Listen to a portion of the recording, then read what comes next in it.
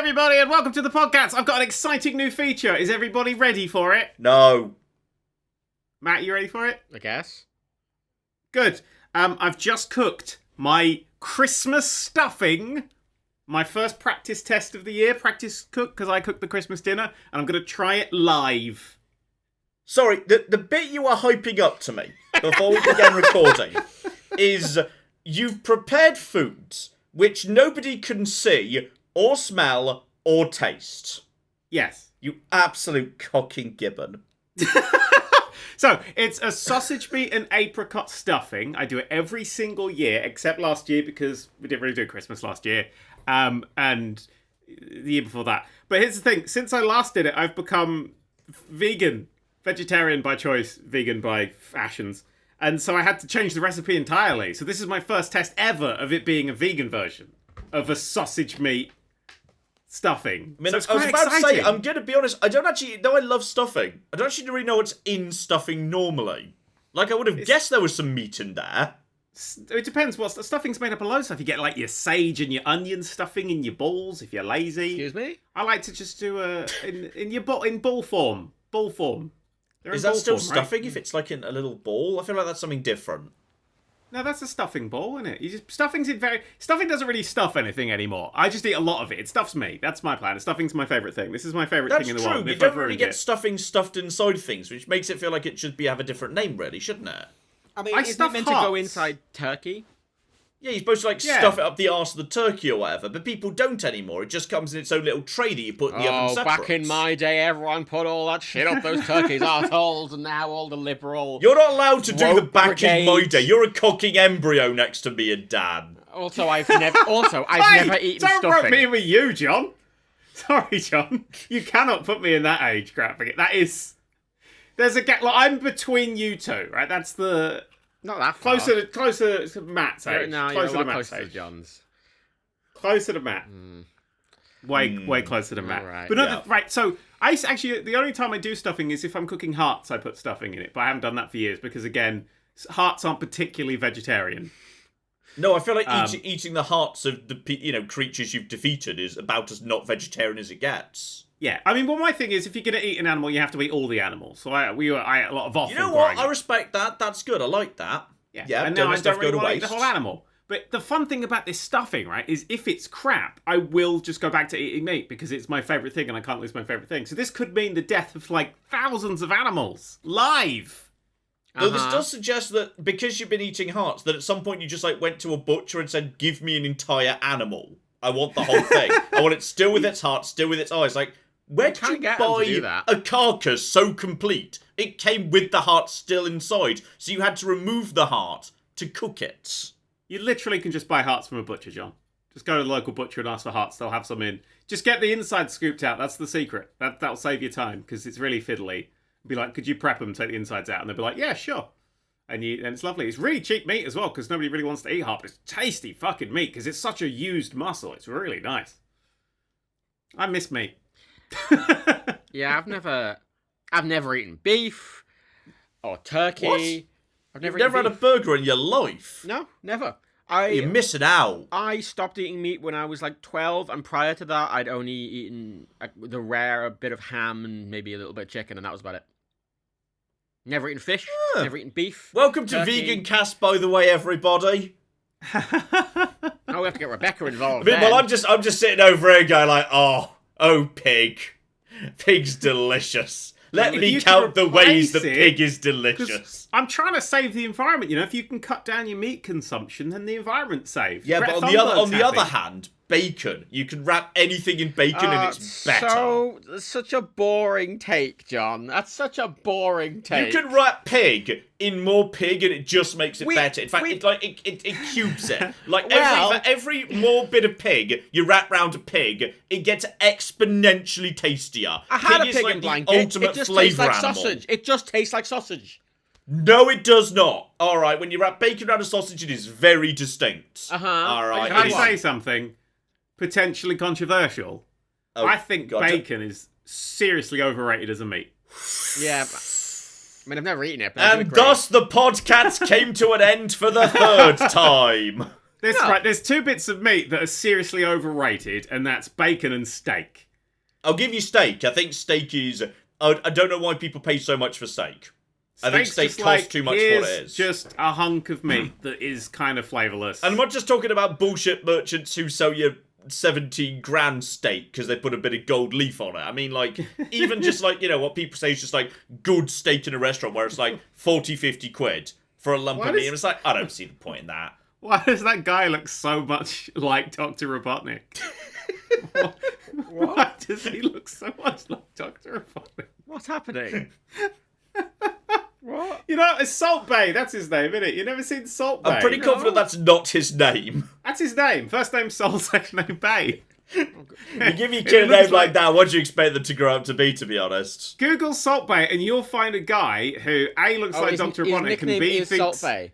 Nusret? Yeah. And Goff? he thinks the best way to serve salt is to bounce it off his fucking elbow for some reason. But he always looks really sweaty when he's doing it, so you're just putting his sweat in your food. It's just the worst thing. Like, I don't know if you ever worked in service. I was a waiter for many years. Chefs get cocking sweaty because kitchens are cocking hot. I worked in an industrial kitchen for a while. Yeah, it's a hot place to be. They are hot places to be, and chefs just fucking sweat. They've got headbands and they get salt. They have to toss them aside and put in a fresh one because it's hot. Like, the last thing you want to do is a chef to come along and say, I'm going to prepare your food by bouncing the ingredients down my sweaty, hairy arm. It's like, no, that's the last thing I want you to do. Just don't rustling do that. salt through his sweaty arse crack and just sprinkling out his short leg onto your It's basically plate. about halfway to that, yes. It looks Can I fancy, try my though. stuffing yet? Because I want to eat it. Yeah, go ahead. Try your disappointing all the people with stuffing. misophonia, close your ears now. Thank you.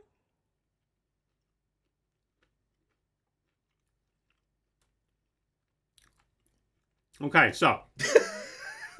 First It's going to be such an underwhelming payoff for that dramatic pause. First impression Yep. is I've nailed it. Did you say apricot was in that? Yeah, That sausage and strikes me as apricot. an odd thing. No, it's Isn't good that thing. way It's too very Says sweet? the man who's like, oh, bacon's the best thing. If you wrap bacon around more bacon, it becomes even better bacon. And like, oh, apricot flavouring. Ugh, disgusting. I just feel Oh, like I apricot only want feels a bit pig in too my pig. sweet. Oh my god, this is amazing. Yeah, I did but it. the best combination. I mean, Thai food is a perfect example of this, where you combine sweet and umami and the sour. John, do you like Thai food? Yeah, I'll go for Thai food on occasion. It's not my absolute favourite. What's your absolute favourite? My absolute favourite is like the area around like Turkey, Lebanon. Like Lebanese food is spectacular. But Like- lots of like- food out there is very similar. Like Turkish and Lebanese food is very similar. To each other. Tabala. Sorry? Tabala, that's a thing, isn't it? Isn't that from that area? I think so. Yes. Yeah, I know my shit. I'm a chef. I used to be a chef. But what I just love about it is it's incredibly spiced, but it's not spicy. It's not really spiced, and the meat. Oh, Turkish lamb, amazing. Oh, That's delicious. another I thing do I've miss never meat. eaten. Lamb. lamb? You've never eaten a sheep at all. Again, the only animals I've ever eaten are chicken and pig. Period. Not period from a Yeah, pig, chicken's but- period. That's just called an egg. We just call them eggs. God, can we start this episode over again? No, we did that every time. Dan's Every like, time. oh, I hate everyone who Video isn't games. It's got video games. me. Oh yeah, there are things I've been playing in the past month. Have I? No, I did. I modded Fallout 4 really heavily. I did that. You're surprised you played a video game in the last month. Yeah, I work a lot. I don't did. play video games. I showed up to your stream to toss bits of paper at you during it. Yeah, you just coming in there like, oh, It was everyone very- who isn't me is shit at Fallout. I'm the only one who can know it. I'm John. I'm the expert. Blah blah blah.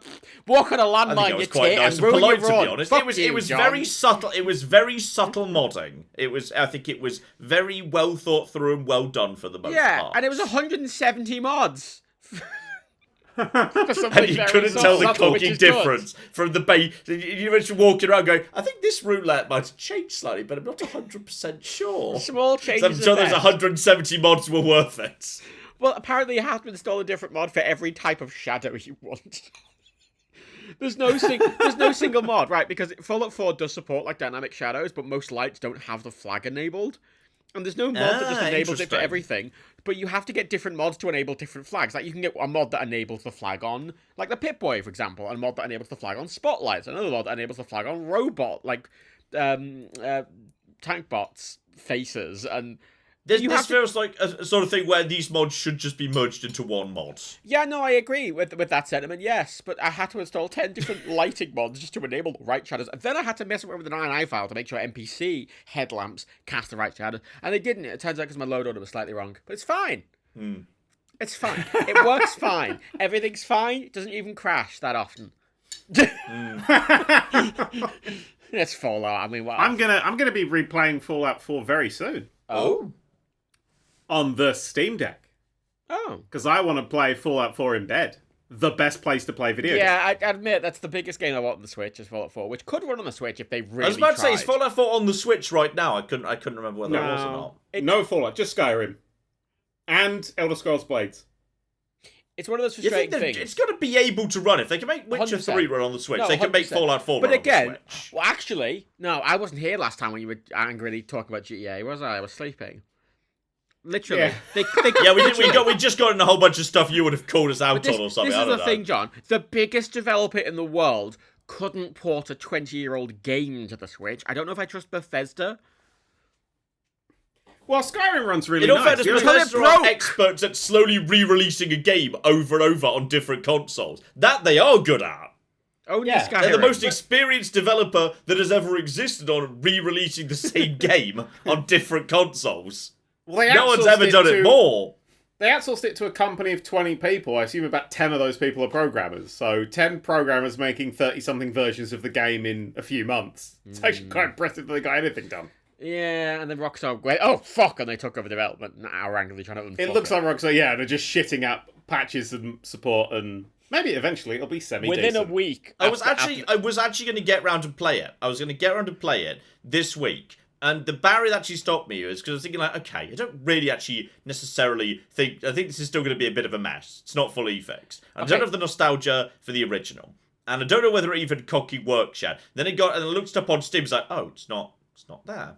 No, I thought they'd totally, re-released it. yeah. It's like, oh, it's got its Yeah. own launcher. Well, I need to install a launcher that's literally just for that one game, because Well, there's no other game I'd want in that launcher. You can get Red Dead Redemption 2 and Grand Theft Auto 5 on there, and that's it. Also, it's now the only place you can buy the originals. They brought Yeah. back the original versions of They've Vice brought them City, back? San Andreas, and 3. That's yeah, but an only on interesting their own walking launcher. back. So Yeah. they actually gave them for free been- to everybody bought it on PC. It's You know been a what? month of walking I'd back. not heard that, and I'm actually quietly...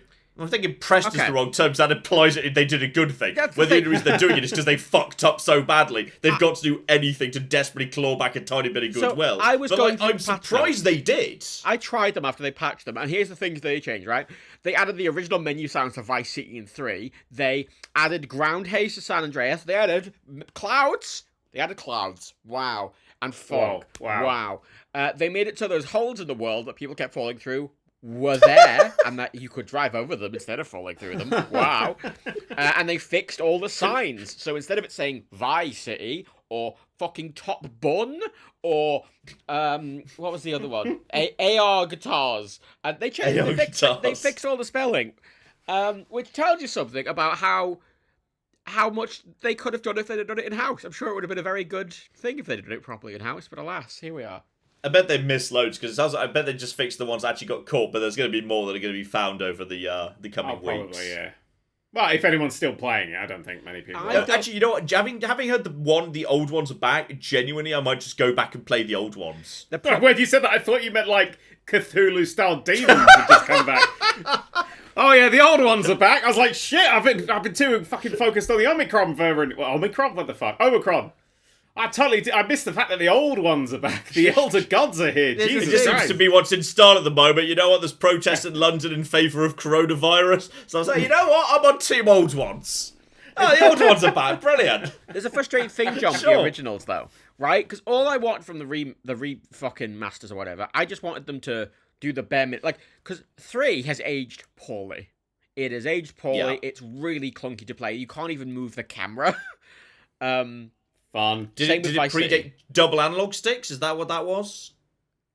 No. It had double analog stick support, didn't it? Yeah, it was on the PS2. But no, you couldn't. You could use the right analog stick to look left and right. You can't physically when you're walking. You can't move the camera around you. In 3 What and did the Vice other City, analog stick do in that case? looked either left or I think in Vice City it looked left and right and back like a D-pad. And then I don't know if it did anything in 3. And the shooting is absolutely terrible in 3 to the point there's no aiming. There's that suits me because I'm terrible at aiming. No, when I say there's no aiming, I mean there's no aiming at all. Be.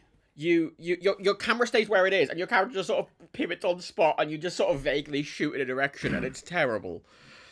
And Matt, you are a sperm, so you wouldn't know that back in the day that was like fucking amazing. I played you it actually, new. Like, shoot I things. played those 3 games when they released. Didn't. Yes, I did. I stayed They up were all 18 night. rated. Yeah, and I was a very naughty little boy.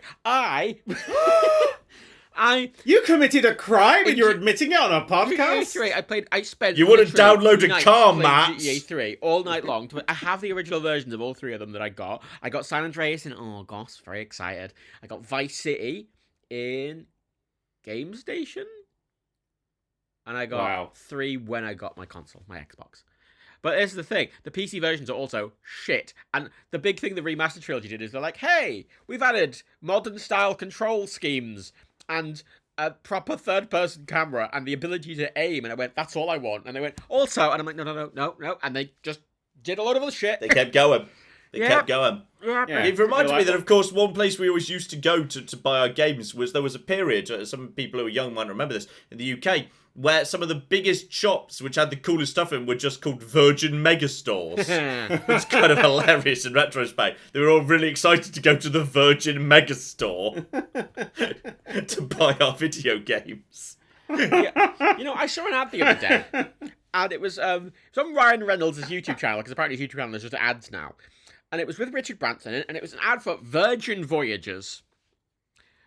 Yes, it was something to do with his gin company or something, wasn't it? I think I saw a bit of this. Virgin Voyages is literally just a Virgin's cruise line, and it's 18 only. No kids are allowed, and it's called Virgin Voyages, and I'm sat there, and Ryan Reynolds is sat there, and at no point does he mention or even hint at the very, very obvious joke there. Clearly, because Richard he's Branson's being paid a lot to not do said thing. And I found that incredibly frustrating. It's called Virgin Voyages, for fuck's sake. I mean, if you are a classic Doctor Who fan, when Doctor Who was taken off the TV, you know, after Sylvester McCoy, the books that brought it back were called The Virgin Adventures, which I always remember that. Yeah, but they were sexier. Sometimes they were like, well, we're going to put titties in it in a book. It doesn't really count. Titties in a book? Titties in Doctor Who. Were they which is ASCII illegal. titties? Were there pictures or were they just described? Well, there was just kind of vaguely mentioned that there was titty. I think at one point there was somebody mentioned that sex. Mammary glands in my Doctor Who. There were titties anyway. No, John. Women didn't exist until that point. You've got to understand. Yes, they did. The Doctor was constantly floating around with companions who did, though they were not actively pointed out at any point. They had breasts. They were there. They weren't breasts, and they weren't women. They were actually dogs in a suit. That's K9. Or Carvanista. Nobody watched Flux. None of you fuckers watch Flux. No. I'll try and make one Chris Chibnall joke. Sorry, you're the person who will sit there going, oh, I can't believe you're watching Star Trek Discovery, and you sat through all of Flux and hated every moment. Because I do podcasts. Uh-huh. And yeah. The podcast that Mike comes to with his phone mic, which sounds like shit, and then gets hammered while you rant about Doctor Who for 2 hours to him. And he sits there going, yes, Daniel. I mean, there have been boobs in Doctor Who before. I've seen them. There's been in there. I mean, the Fifth Doctor's regeneration scene was... Have you ever seen the Fifth Doctor's regeneration scene? No. As in 4th into 5th or 5th into 6th? 5th into 6th. That was the dumb one with the dumb wig, wasn't it? But there was the ridiculous wig. Or was that 6 and 7? Baker.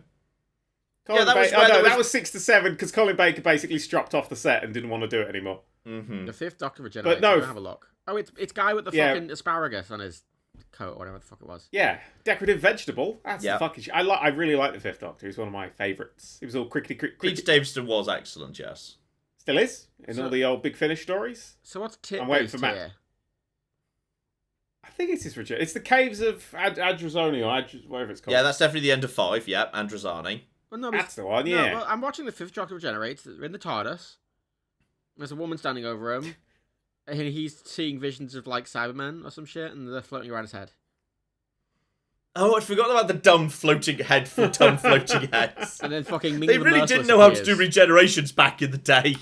He's saying Big the Merciless. Yeah, I think you're thinking of the Master at the time, I think. probably. Just Yeah, really I have think Ming that's the the Merciless that was the vibes. Master. That's the Master. Oh, good lord. I mean, 36 seconds into the video, I'm getting distracted. I must admit, that's definitely a interesting outfit for that shot. Oh, I a did low the Sixth cut Doctor top. Oh, I mean, yeah, they are titties. Yeah, they're right there. That is some. I mean, for the fucking when did that come out? The 1940s. That was a lot of titty. I mean, it's true. This is back in the days when the accessibility of titties to young men was much lower. John the Incel. Oh, it's such a like. It's just the way you said that. It just makes it sound like a transaction. John's the sort of person who would bring a clipboard to sex, and you know it. Right, we've done that maneuver, just ticking him off as he goes. Hey, in all fairness, if I'm going for a whole list, it sounds like it's a pretty good time to me. I'm fine with that. If the clipboard facilitates that level of variety, I'm all for it. John's approach to sex is like when you were going on a school trip and you were given those clipboards with the stupid fucking quizzes that you didn't want to do. And I was like, oh, here's the clipboard. And you're like, oh, fucking hell. I I'm like oh, the it's clipboard on the fantastic. school Good trips. measure. I'm not going to lie. This is you're on it there. You're right on it. All right, John- getting the fuck back to where we were before we got distracted by titties. Hey, Matt, John, you're here's a too question. young to No, remember. John, You're question. too young to remember John. what. How do boobs work?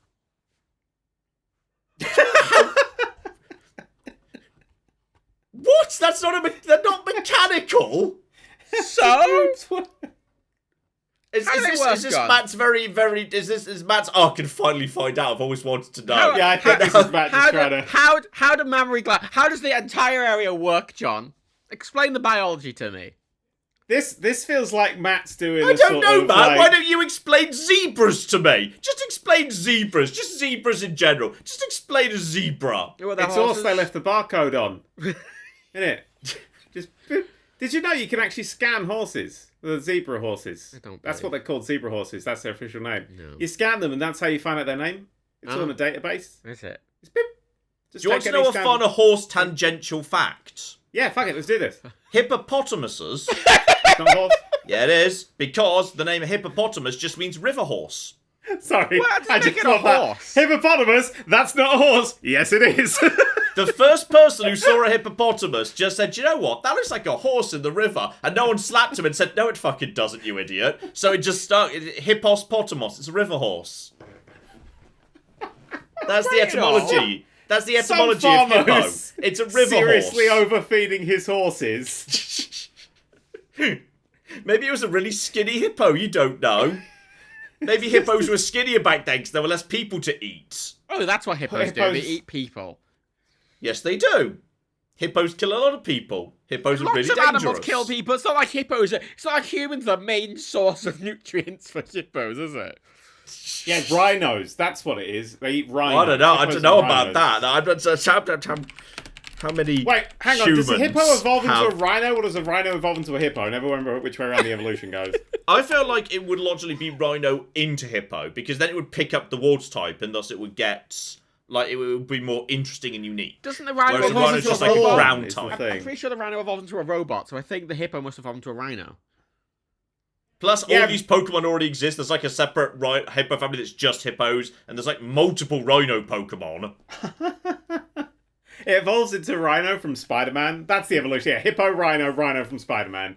That's, of course, the natural evolution of the hippo. Oh, is that your Spider-Man segue?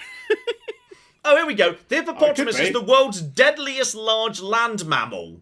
Okay. I think you'll find that man is the deadliest large land mammal. I'm not sure we're Jonathan. large enough to be a large land mammal. I am. I'm just eating a whole plate of stuffing. What, you've eaten it all? Yeah, of course I ate it all. I was hungry. It's fucking delicious. I'm down wait, with it. you didn't save any for anyone else in your household? No, it was only a test one, isn't it? Wow. Stuffed a lot. Shocking. It was only 500 one people lasagna are dead. dish, 500 people a year dead to hippos. That's a very low number relative to the amount of people on Earth. Oh god, don't let Boris know that. We'll be doing fucking hippo lockdowns this time next Tuesday.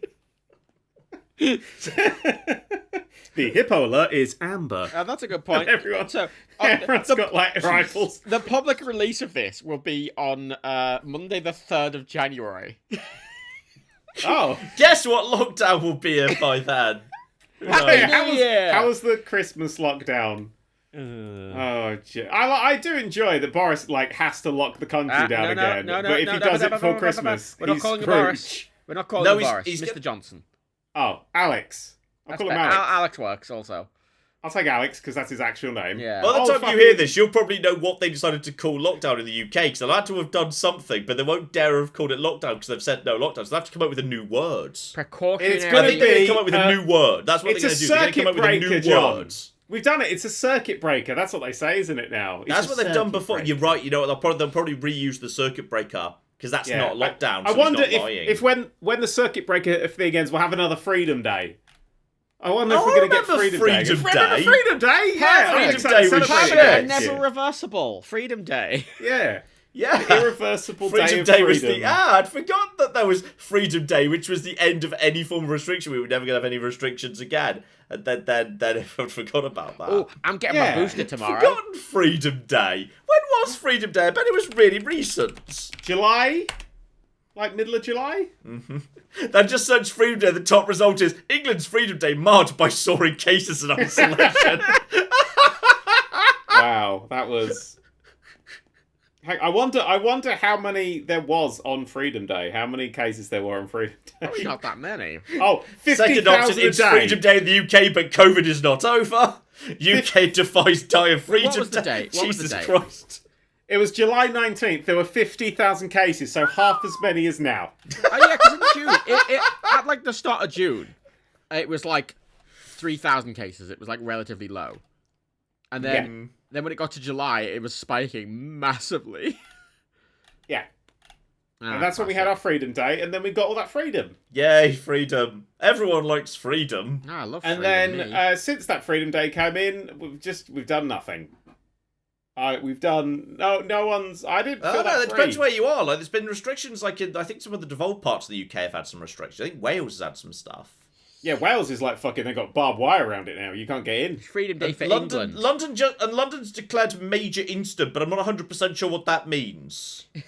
It doesn't seem to mean anything. It's just like an alarm you turn on, but no one actually That's talks. Michael Scott walking into the room going, "I declare bankruptcy!"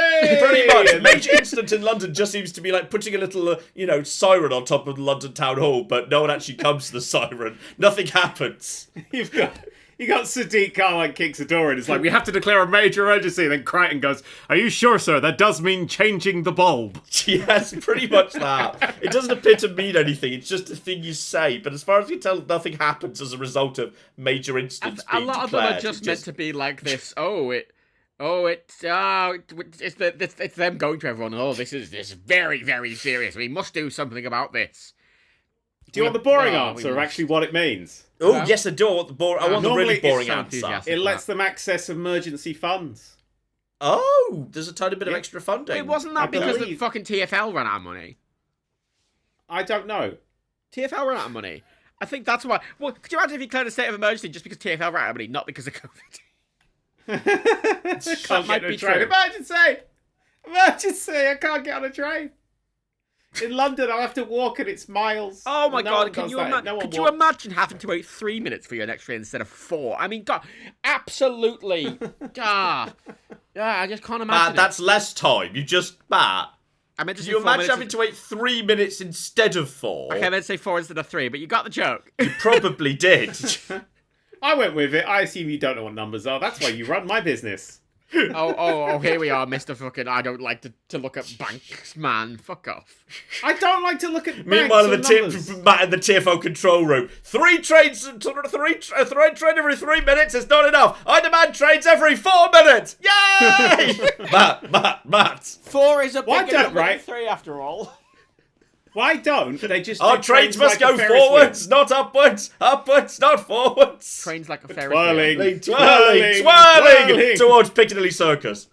Yeah, no, have trains like a Ferris wheel where you get on, but it's always going, and it like stops at certain things. But it's like one long one, just one train that goes all the way around the circle line, and just goes, and you get on it, and then it stops. I don't know if the I feel like that's going to mechanical cause more logistics of that, problems than yeah. it saves, with people falling over and also occasionally falling under it and dying. I'm pretty sure Tom all- Scott it's- has done videos on rotating prisons and like rotating fucking elevators and how that no Oh, one fucking no, used them I to get went- cutting people's arms off.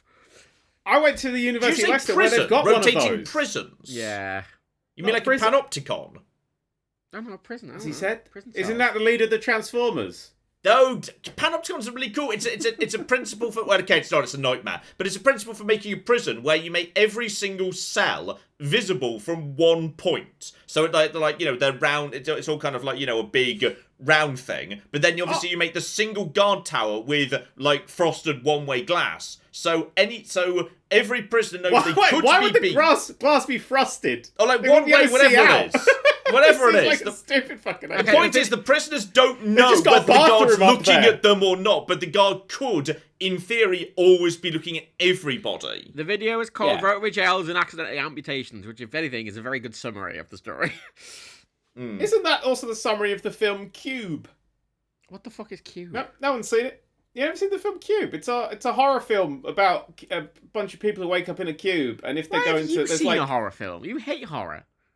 I didn't know it was a horror film, but I sat down to watch it, and then I it's don't think got David Cube's really Hewitt a in it. horror It's not great. film. I think a horror I think it's kind of different. People get like sliced to bits. I don't like that But shit. psychological horror's different from horror. Well, no, because they climb into the different cubes, because each face of the cube has got different cubes and shit in it. And they've all got different traps, and the cubes rotate, and they've got to escape from like the When inside did of it a come giant out? Rubik's Cube. Ages ago. There's like a few of them, I think. I mean, I searched Q, I and the only mean, thing it's- that comes it's up is very something called old. Mulk It is very old. 2018 movie.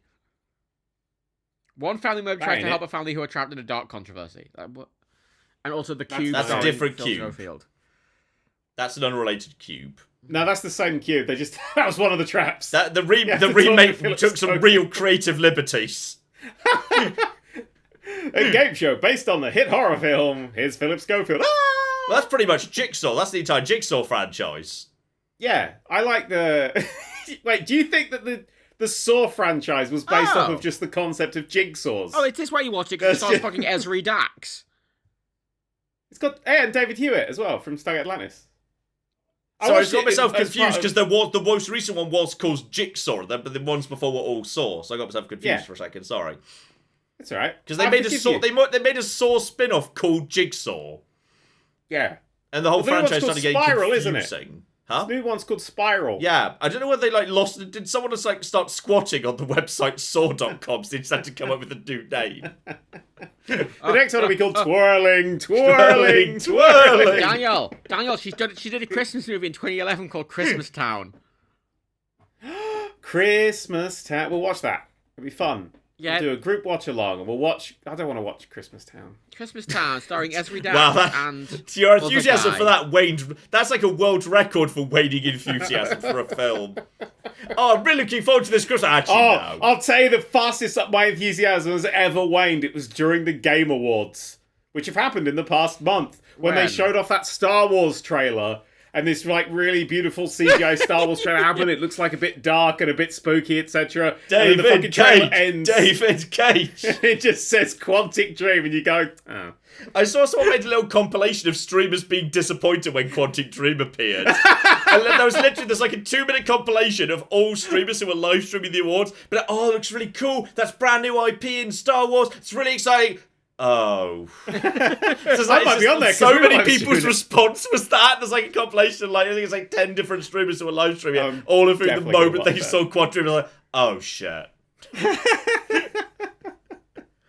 Because okay, but the fun thing about that is if it comes out on Steam, that means that no matter how long it is, you'll be able to play all the bits of it that are good and still get it refunded. Because every Quantic Dream game say, which is normally the first 3 or 4 scenes are actually quite interesting and fun, and then it just cocky goes off the fucking rails. Yeah. Somewhere like a few hours in. So just play the first 2 hours, then refund it. It's not a fun way. That's the problem with Quantic Dream. They don't go off the rails in a fun way. They go off the rails in a stupid, unfun way.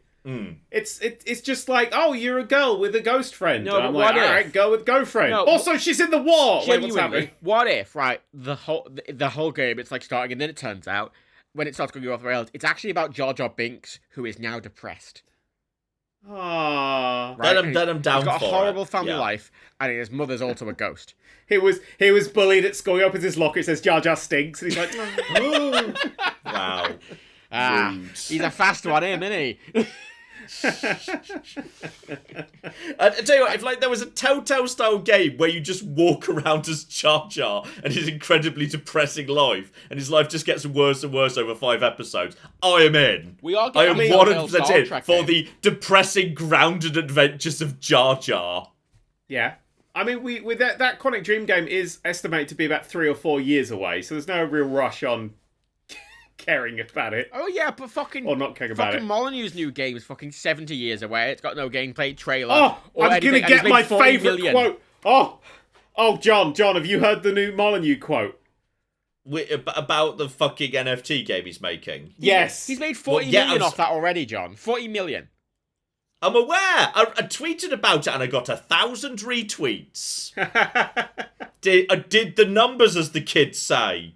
Is that what the kids say? Yeah, apparently. Oh, okay, cool. I didn't know that. I just want to read, because he did an interview about it. So if you don't know, Peter Molyneux, who made a small boy trapped in a Kinect and some bad promises with Goddess, and a sequel to Goddess that wasn't a sequel and was even worse. If you're young as Matt, by the way, this man, it's been 10 years since he made anything that was okay, and 15 years since he made anything that was okay and original. I think the movies is the last game he's been involved with that is both good and actually an interesting original idea. That was about 2006. I like Fable 3. No, yeah, but it's a decent game, but it's not an original game, because it's just more Fable. That's why I say 10 years since a good game, 15 since a good original one. I think that's how I think of Molyneux. Fable 3 is a little older, but yeah, because Molyneux was a fucking pioneer. Let's just fucking throw that at them. If Molyneux had just, stopped talking about the time Fable was coming out, and then stopped making games after the first few Fables. Why? I think that he'd be revered as, one of those amazing, wonderful games designed full time. The fact is, he just cunts? Because there's a lot of egotisticalness in believing that the way you're doing something which is different is, good. But the problem is, you don't want to become somebody who starts believing that their farts don't stink. Because if you just make banger after banger after banger, double meaning on fart and good thing, then you've got, you start to believe your own hype. It doesn't always happen. Something shit. Josh Sawyer is remarkably well grounded. Who's Josh Sawyer? He is the guy who made New Vegas. He was the lead designer on New Vegas. And John, that's because he made a shit game. No, wait. No, so here's the thing. He directed New Vegas, and then after New Vegas, he didn't like a lot of how the game was done, so then he made a massive mod pack that made it even more like he wanted it. And it's really good. It was taking an already amazing game and made it even more amazing. Oh, I'm down. And he's not. Barely. Then he went on to do Pillars of Eternity, that's been very well regarded. And he's still very sensible. He's still got very level-headed. He still seems to be a decent lad. To that. That's not an idea. He just made a little expansion pack for Fallout 3. Okay, what about? There's nothing big or exciting or new there. Peter Molyneux is one of those people who invented new genres and shit. Who did Roller Coaster Tycoon? Chris Sawyer. Yeah. Yep, that's Chris Sawyer. He's good. Chris Sawyer did Roller Coaster Tycoon and then was like... He just sort of disappeared, yeah. Yeah. He just he was done. That's why the mobile phone port... That's why the mobile phone port is so good, because he made it.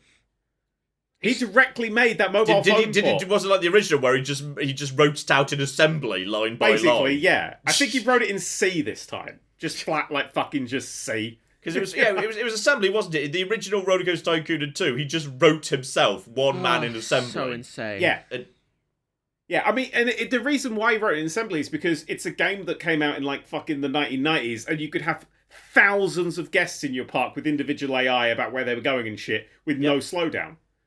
And it still looks and runs beautifully today. Still 1 and 2 runs absolutely fine. Yeah, it's a beautiful, wonderful game. It's one of the best games ever made. Yeah, agree. But Molyneux is on that sort of.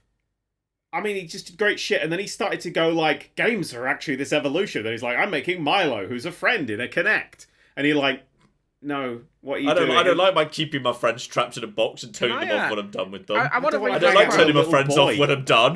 There's a quote here. No, don't read the quote. I read the quote. Oh, Chris Sawyer. Yeah, you can read the Chris Sawyer quote. What's Chris Sawyer saying?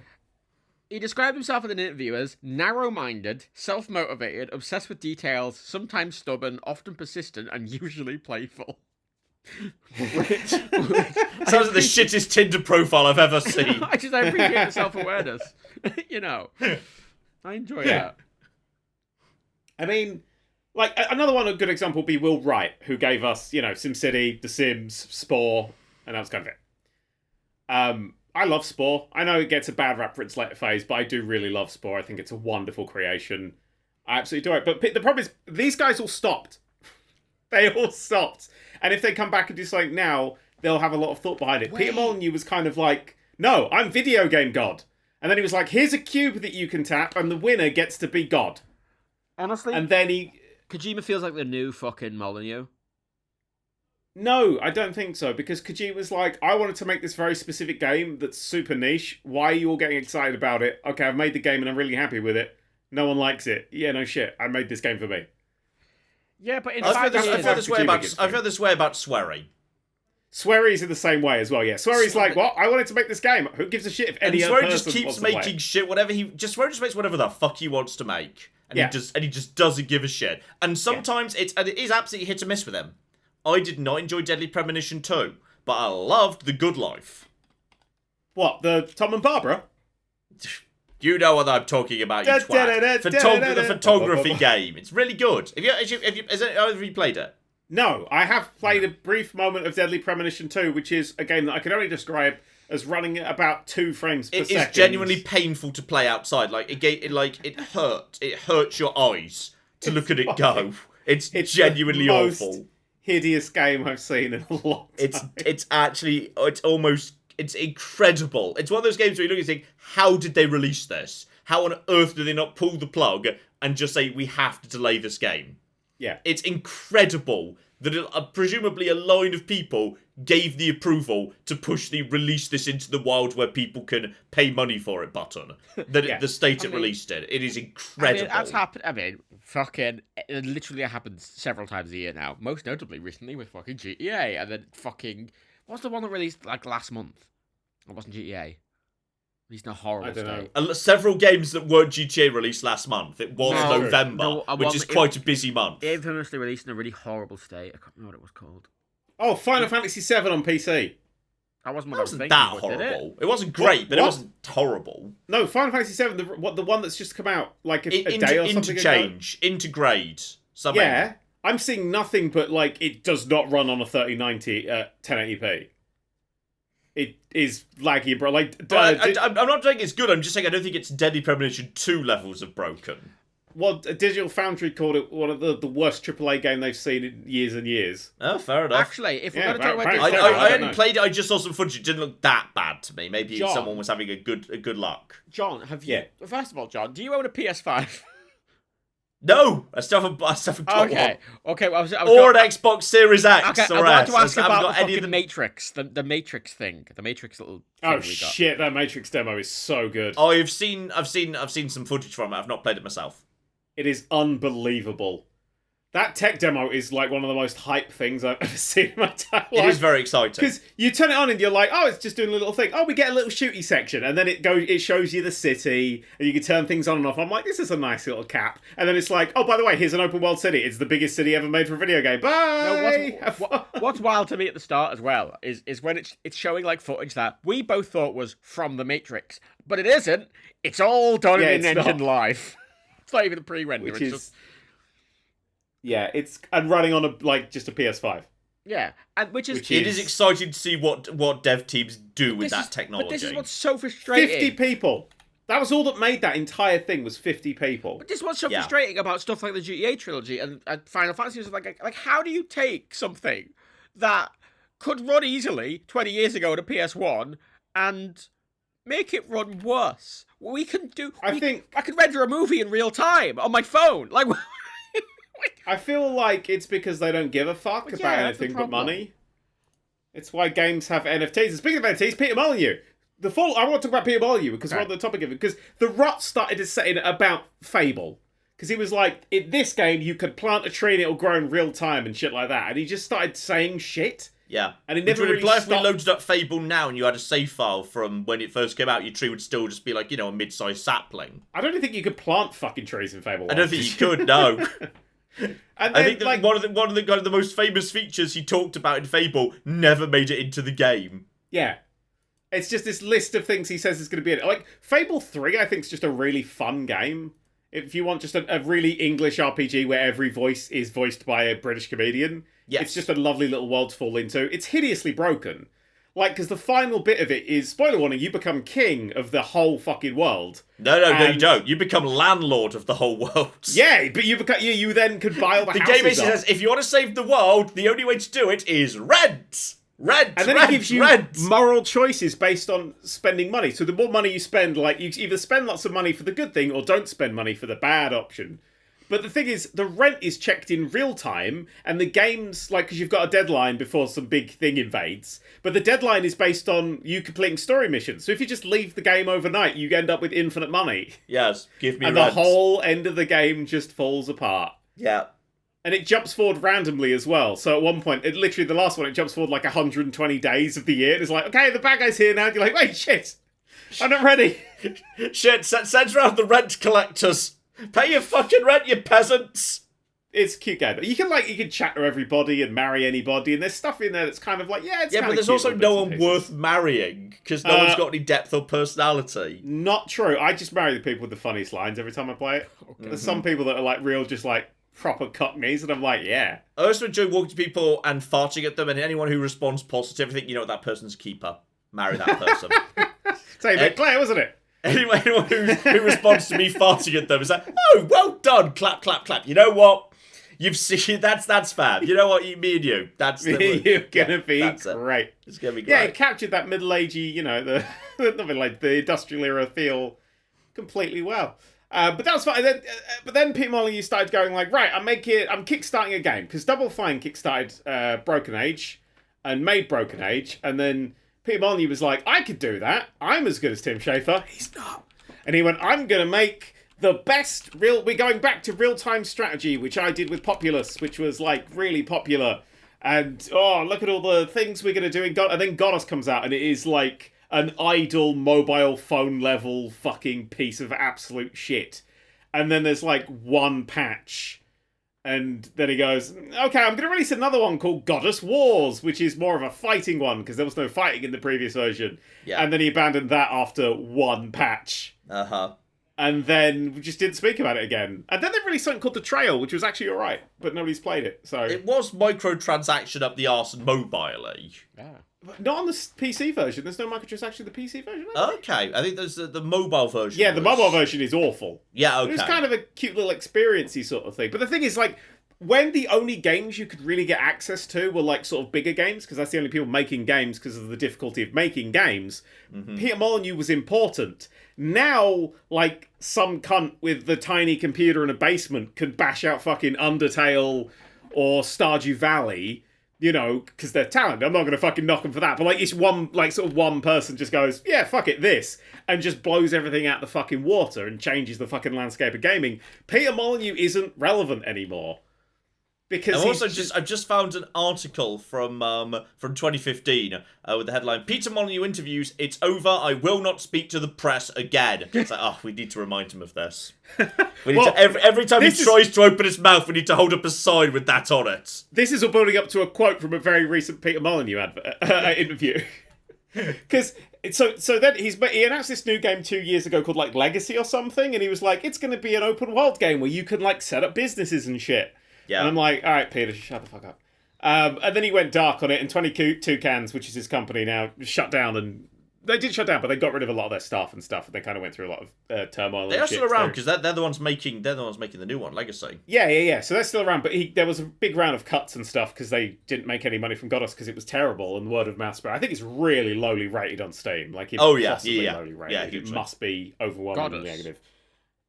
Goddess and Goddess Wars, which is the replacement Goddess. Yeah, both of which were abandoned. It's almost impressive you managed to find a way to abandon a game twice. Steam reviews. That is the only interesting thing he ever did with Goddess, is he worked out how to abandon a game twice. Reviews mostly negative. 25% of 5,000 all time. Fucking hell. Of Goddess or Goddess Wars? That's Goddess. Let's have a look at Goddess. Check Goddess Wars as well. Goddess which should Wars. be just next to it. It's also got a little very negative. 16%. Ooh. That's quite negative. Yeah. That's quite negative. There's another game here as well. The Trail. Frontier Yeah, Challenge. that's the one. After that. That'd probably just be mostly positive, I'd say. Mostly positive. Yeah, it's alright. Mm-hmm. It's just a cute little thing. But he never talked about it. And that's the thing, he kept his fucking beak shut for 5 minutes and made a decent game. Mm-hmm. That's just it's a walking simulator and you kind of craft shit on the way, but it's kind of cute. It's got some nice little ideas and stuff. Mm-hmm. But then he's come with Legacy and he's gone I'm going to invent the world. We've got to cover off one thing before you get to Legacy, though. Which was the hilarious fallout of Curiosity. Yeah, this is very cube-heavy. Where the entire gimmick, though it was just a dumb experiment of, hey, click on a cube and whoever, but the specific thing was who actually is the last person that gets to the center of the cube, the person who does the all important click that settles it, we're going to change that person's life forever. They're going to be God. And one person did do that. They did come forward, and they never saw anything. Well, they were supposed to get some of the money of the game. They were supposed to get a share of profits, but the game never made a profit. Yeah. So they never got anything. Wow. And according to one account, yes, they flew him out to play Goddess early, and he got bored of it. Before he was done with the session that they'd given him to preview the game, which was not a good sign. But I mean, so Curiosity was there was a massive cube that everyone was tapping away on, and you could pay money to make your taps do more damage, and the first person to get to the middle wins, and everybody else has spent money on nothing. Yeah. And now he's made a game where he's selling plots of lands as NFTs. Yeah. To idiots. Yeah. I mean, one plot of land sold for $900,000. Mm-hmm. Because people are stupid. You can buy an actual mansion for that. Yeah. An actual real mansion. Yeah. The thing is, no one's actually buying this because they want it. Everyone's buying it because they're kind of hoping they can sell it later. So this is the weird thing about NFTs. This is a dangerous gamble to take with a Peter Molyneux game. Every single person I've ever seen buying NFTs, ever, is always buying it with the intent of, because I'll make more of it later. Not one single person seems to want them for what they are, which is not a sustainable industry, really, is it? Which will kill the game off. But the thing is... And it's been repeatedly revealed that when people have revealed, hey, I sold this at a huge profit, that they've actually sold it to themselves. They've sold it to another account of their own to try and drum up interest. Yeah. There are actually a lot of people have bought them. Not many people are buying them. The second market is not huge for these things. The thing is that this isn't something that needs NFTs. And you'll spot this... And because the gaming industry is kind of going, NFTs. Like I said earlier, that this is was the month for rollbacks. Stalker 2 announced, we're going to sell NFTs of Stalker 2. And it's going to be, you could have an NPC in the game and all this sort of shit. And then they kept going, no, we're definitely doing this. Stop being mad at us. No, we're doing this. And then they did a tweet saying, we're definitely doing this, shut the fuck up. And then 30 minutes later, we're like, we've decided to reverse the decision and not have NFTs in Stalker 2. Because people fucking hate NFTs. Because... they're not necessary. None of this stuff is actually necessary to have an NFT for, because stuff like Second Life exists, where you just have this stuff on a database. Yeah. Because this NFT, this plot of land you're buying in a virtual game... The Ethereum blockchain will save us all from those... But the thing is, the whole point of it being on the blockchain is that it survives beyond the game. So if the game gets shut down, you still own that piece of land because you own that NFT. But here's the thing, right? You can't play that fucking game anymore. You can't play that game. that game is some gone. Some people kind of vaguely claim, oh yeah, if I buy an NFT, I'll be able to use it in like all my games going forward, which raises interesting questions as to which dev teams they think are going to spend resource to implement a different dev team's NFTs into their game. Yeah. That's fascinating. Yeah, that's an interesting fucking argument that makes literally no sense, because they're trying to reach for a reason of why it's NFTs and why it's not just server-based. Yeah, because there's no reason all of these systems, you owning something in one game and bringing it to another game, you could already do that. You can do that already. I mean, yeah, with a save file. Just not even a save file, like, if you have a Steam account or like a Uplay account, whatever the fuck, and your account has like a little thing going, this person owns, item 1, and item 1 works in multiple games, then that's how it will work. It doesn't need to be an NFT. Yeah, like if Ubisoft could do what they're already talking about with their digit system right now. If you unlock something in game X and you're logging in with the same Uplay account, then just let that item be usable in game Y. Yeah. Just using the Uplay account you've already got. Yeah. But You they can put it on already the do that, blockchain because Ubisoft. they're trying to attract the idiots who are buying into this stuff. Mm-hmm. There was a discussion I saw from it. Oh god. Ah! It's fine. Oh, it was a good discussion then. Everything's fine. Just keep my laptop. It's fine. There was a good discussion by a sort of political YouTuber I watch, and he made the point in that all the stuff about blockchain and NFTs is, in theory, the whole point is about decentralization, right? However, everyone's engaging with all these systems through a third party. Like, it's not decentralized if you require the third party. If you have to go through, like, Coinbase or the Pay app or whatever, any of these cash apps or whatever that are processing your fucking crypto, well, it's not decentralized. You're relying on that fucking company. And if you're buying NFTs that only work in fucking Ubisoft games, it doesn't make a difference that it's fucking in the fucking cloud, is it? Because it's still Ubisoft controlling the fucking thing. I mean, this decentralization thing's really interesting because they're like, it's decentralized, haha, and then someone steals like someone's pretend that they own art print of a monkey, and they're like, no, help me, some sort of centralized thing. My apes, Odo. Like, my apes. There's literally NFT people consider right-clicking and saving as piracy, which I think is amazing because fuck you, decentralized. There's an but there is one discussion I've seen about cryptocurrency, specifically crypto, not NFT, can be good in certain countries where the currency is, where the government is not controlling like Nicaragua or something, where the currency is so devalued and the government is completely untrustworthy. It's good to have a decent, but that's such an edge case. I want to read you an actual quote.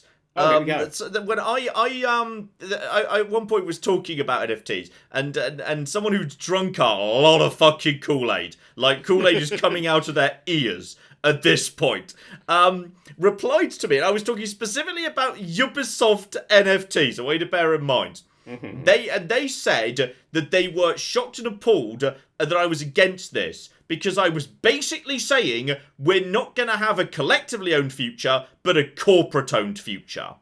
Yeah. You this person swine. who was defending his right to buy Ubisoft NFTs was saying that I was arguing for a corporate owned future, but he wasn't. The person buying the Ubisoft... These people have got their fucking heads where their asses are. Well, I got their fucking brains in backwards. Here's a tweet from good old Stephen... what's his fucking name? Totillo. Owen. Stephen Totillo. The what's his face? The guy who does video games. He used to work at Kotaku and stuff like that. He's talking about how the Ghost Recon NFT gun skins are now on crypto marketplaces. 2,000 skins were issued and he found 19 on sale. The asking prices ranged from $634 to $423,000, and the highest offer anyone is currently making on any of them is $21. Yeah. Jesus. It's... Yeah. The problem is, whatever happens here, somebody, and it might, maybe the people who got in really early are going to make a profit and get out safe, whatever. But there's going to be some seriously burnt bag holders at the end of this. Oh god, yeah. There's going to be a fuck ton of bag holders when this is done. It's the stock market, but completely unregulated, and we all know how that goes, even when it is regulated. Like, what the fuck? I mean, God, fuck, I mean, we're talking about NFTs and things. Steam already basically has that, right? The Steam item store, where you're selling gun skins and cards, is effectively that. You can transfer a lot of those between games. You have a full decentralized thing. You can sell them. You can make real money off them. But that doesn't require NFTs. I always like how whenever I call NFTs a scam, someone will always reply to me saying, well, actually, I'm in this space and I've made a lot of money.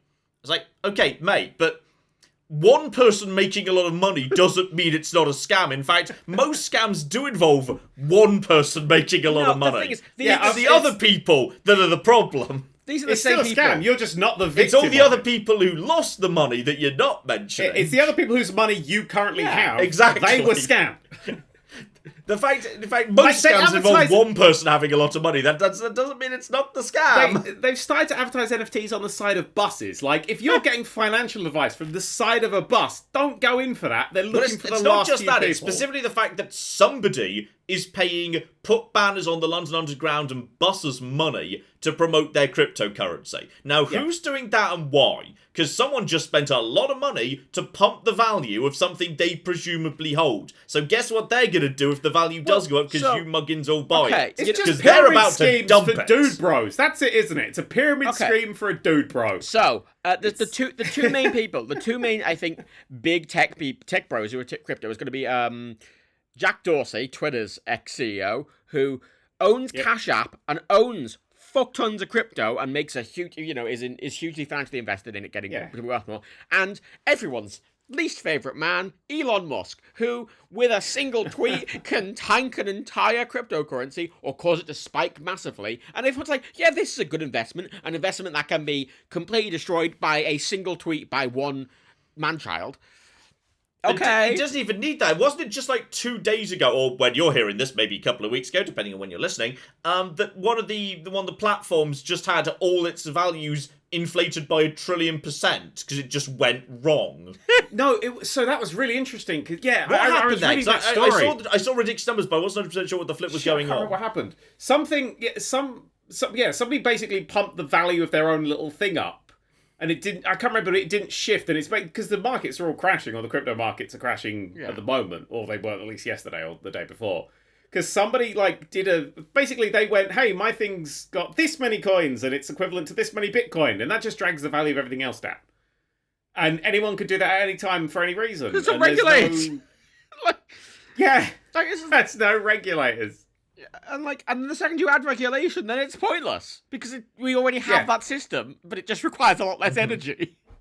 I mean, it is technically centrally regulated, just centrally regulated around whatever Elon Musk feels like tweeting about. I just find it hilarious that very often when people try and pretend it's all legitimate, it's not just a speculative bubble, they always say, oh, well, I don't trust the banks are rigged and because of this, that, and the other. It's like, what you're suggesting as the replacement is wildly volatile. Yeah, objectively, it is wildly volatile. Did you see what that's happened? Just a fact. In fact, part of the reason, if you have made money off it, is because it's so volatile. Do you remember months and months ago, right, when Dogecoin was being fucking overhyped by Elon Musk, and he was tweeting about it loads, and everyone was like, "Oh, Doge to the moon," blah blah, and everyone was like, "Oh, he's gonna go on SNL, it's gonna go off." He went on SNL, and his sketch was so bad that it made the currency decrease, it lose half its value in an hour because his comedy sketch on SNL was that bad that people lost thousands. I'm like, why would you put your faith in a currency that one man can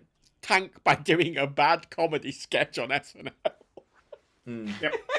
At its absolute highest, Dogecoin was worth almost 60 cents. Yeah. And it is now worth 16. Yeah. So if you put a lot of money into that, you've lost a lot of money, and it doesn't look like it's and there's the bag holders. Yay! With all of these cryptocurrencies, if you look at the big graphs, it's like, if you'd have bought Bitcoin 10 years ago, you'd be a millionaire now. And it's the case of all of them. If you would have bought... You can say that for anything. Exactly. If I'd fucking walked into W.H. Smith's 10 years ago and cleared them out of Pokemon cards, I'd be a millionaire right now. If I'd bought a winning lottery ticket after knowing what all the numbers were, I'd be a millionaire. That's the whole problem. There's any number of things which, had I done it 20 years ago, I'd be fucking rich right now. You know what? A lot of people have this idea of buying cryptocurrency, and it's that idea of, if I buy 5 lottery tickets, then maybe it's that same sort of logic. But it's... I told you about the I did. Fuck it, never mind that. I told the story. Carry on. Okay. People are getting into it so late. People are getting into it so late, but by the time that a lot of regular, less tech inclined people are getting into it, well, it's too fucking late. All the people who've made the money have already made the fucking money, and all you're doing is giving them more money. Yeah. Don't buy NFTs. Please. If anyone ever stands up and says, "Hey, I've made lots of money, so you should all get in," what they're basically saying is, "I've made quite a bit of money, but I'd like you to put your money at risk, where you might actually lose a lot of it, so I can make a tiny bit more." It's got the exact. That's what they're saying. It's got a very similar logic. That's precisely what they're saying. It's got the similar logic to people who go, "Well, I got COVID and I'm fine." Like, well, good for you. Like, I'm going to pass it on. And you have particularly strong feelings about that, Matt. Yeah, like, this is the thing, isn't it? It's this constant, like, well, I did it, and or it's these people, like, this is why I hate asking for tech advice on Twitter, because, like, I go, I have this problem, and someone replies, well, well, I don't. I'm like, great, good for you. Like, you're kind of the opposite of that guy, Matt. You're the person who, if you put your money into euros, the euro would crash the next day. It would. God, it would. It would. You are the least luckiest. You're the unluckiest bastard in the world. I just looked at my kneecap last week. Did you? Well done. That's nice. So anyway, Peter Molyneux's hocking NFTs now, so no surprise there. But there's a quote. Shit, I already did this because I want to read this quote that Peter Molyneux actually said about himself because it's amazing. Okay. Yeah. So he's selling these land in a fake world, just kind of like Second Life used to do, I suppose. But it's now an NFT, so it's on the blockchain. Except it's in a game that doesn't exist yet. There's no gameplay trailer or release date.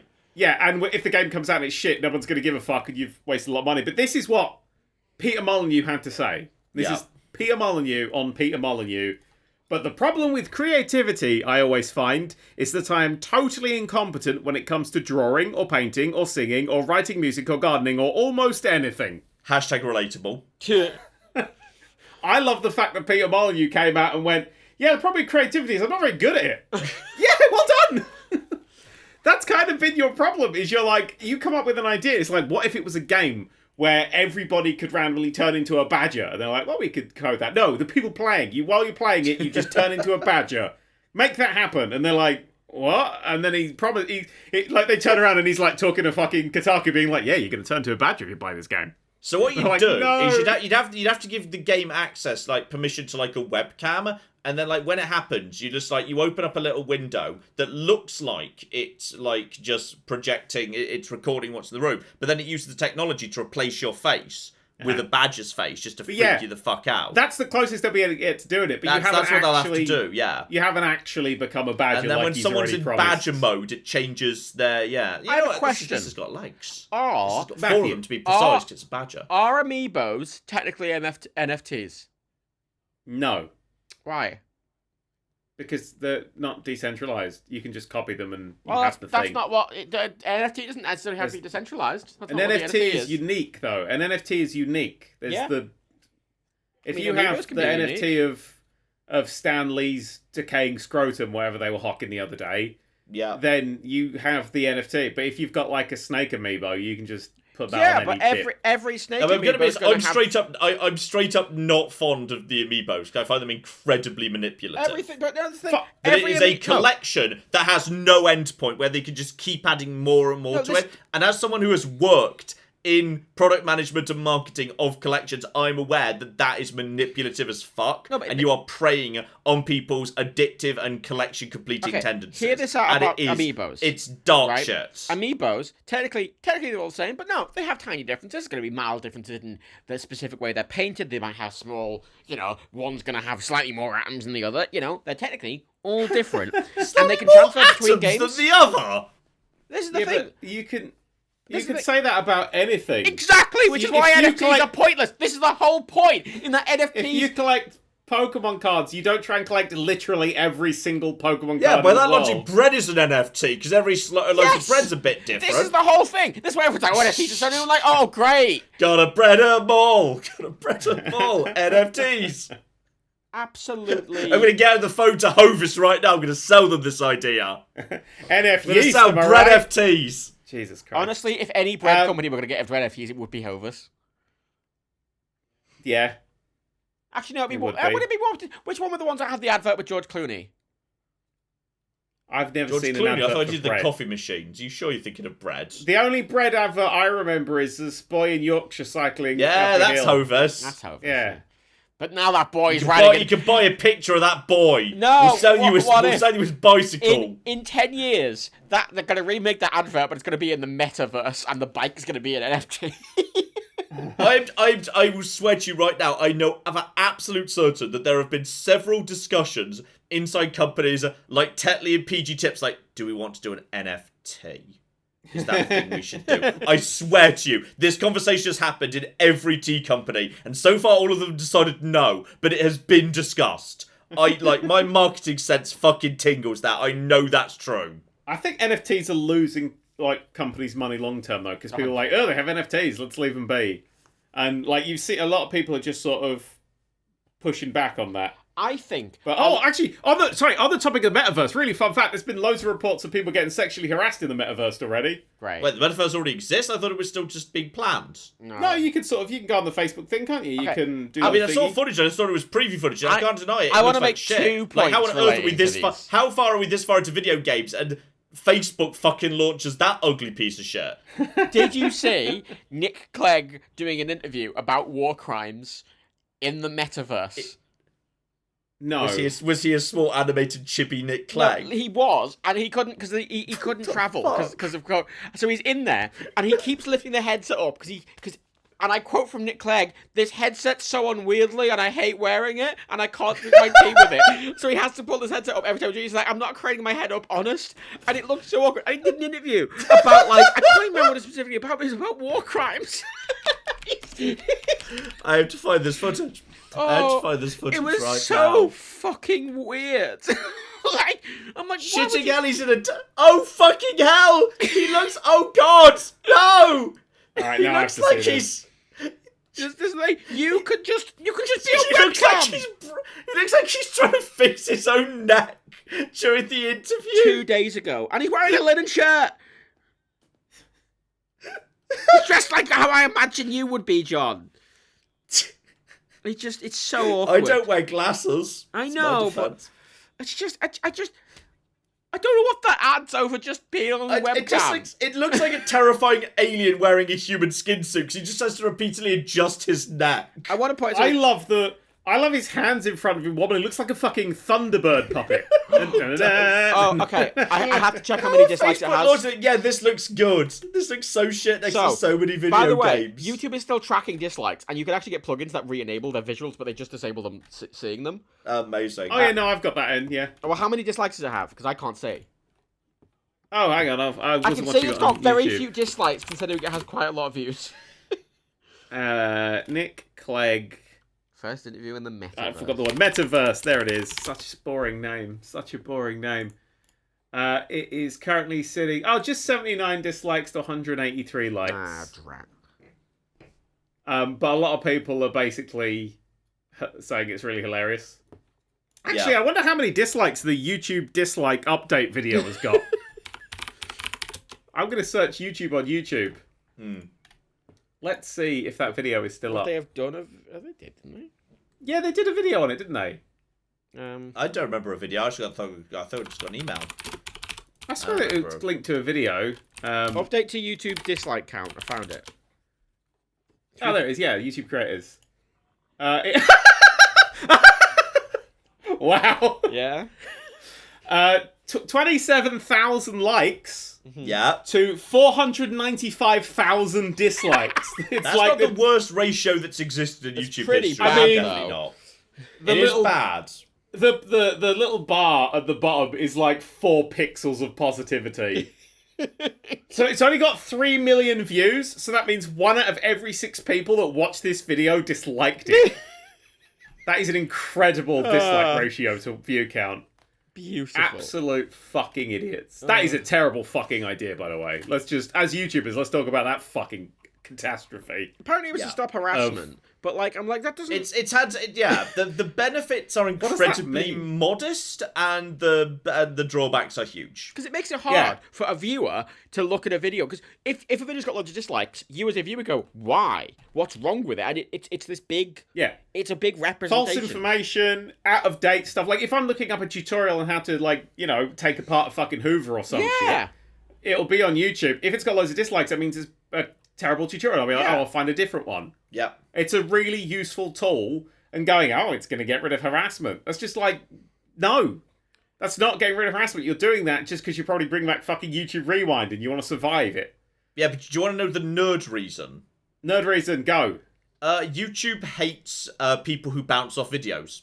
Because a person who watches a video and then bounces straight off, they want watch minutes and they want average view times to be good. They want engagement. Fuck you. So if you come to a video and there's something that's visible on screen straight away that's going to make you say, "Oh no, fuck that." They don't like that.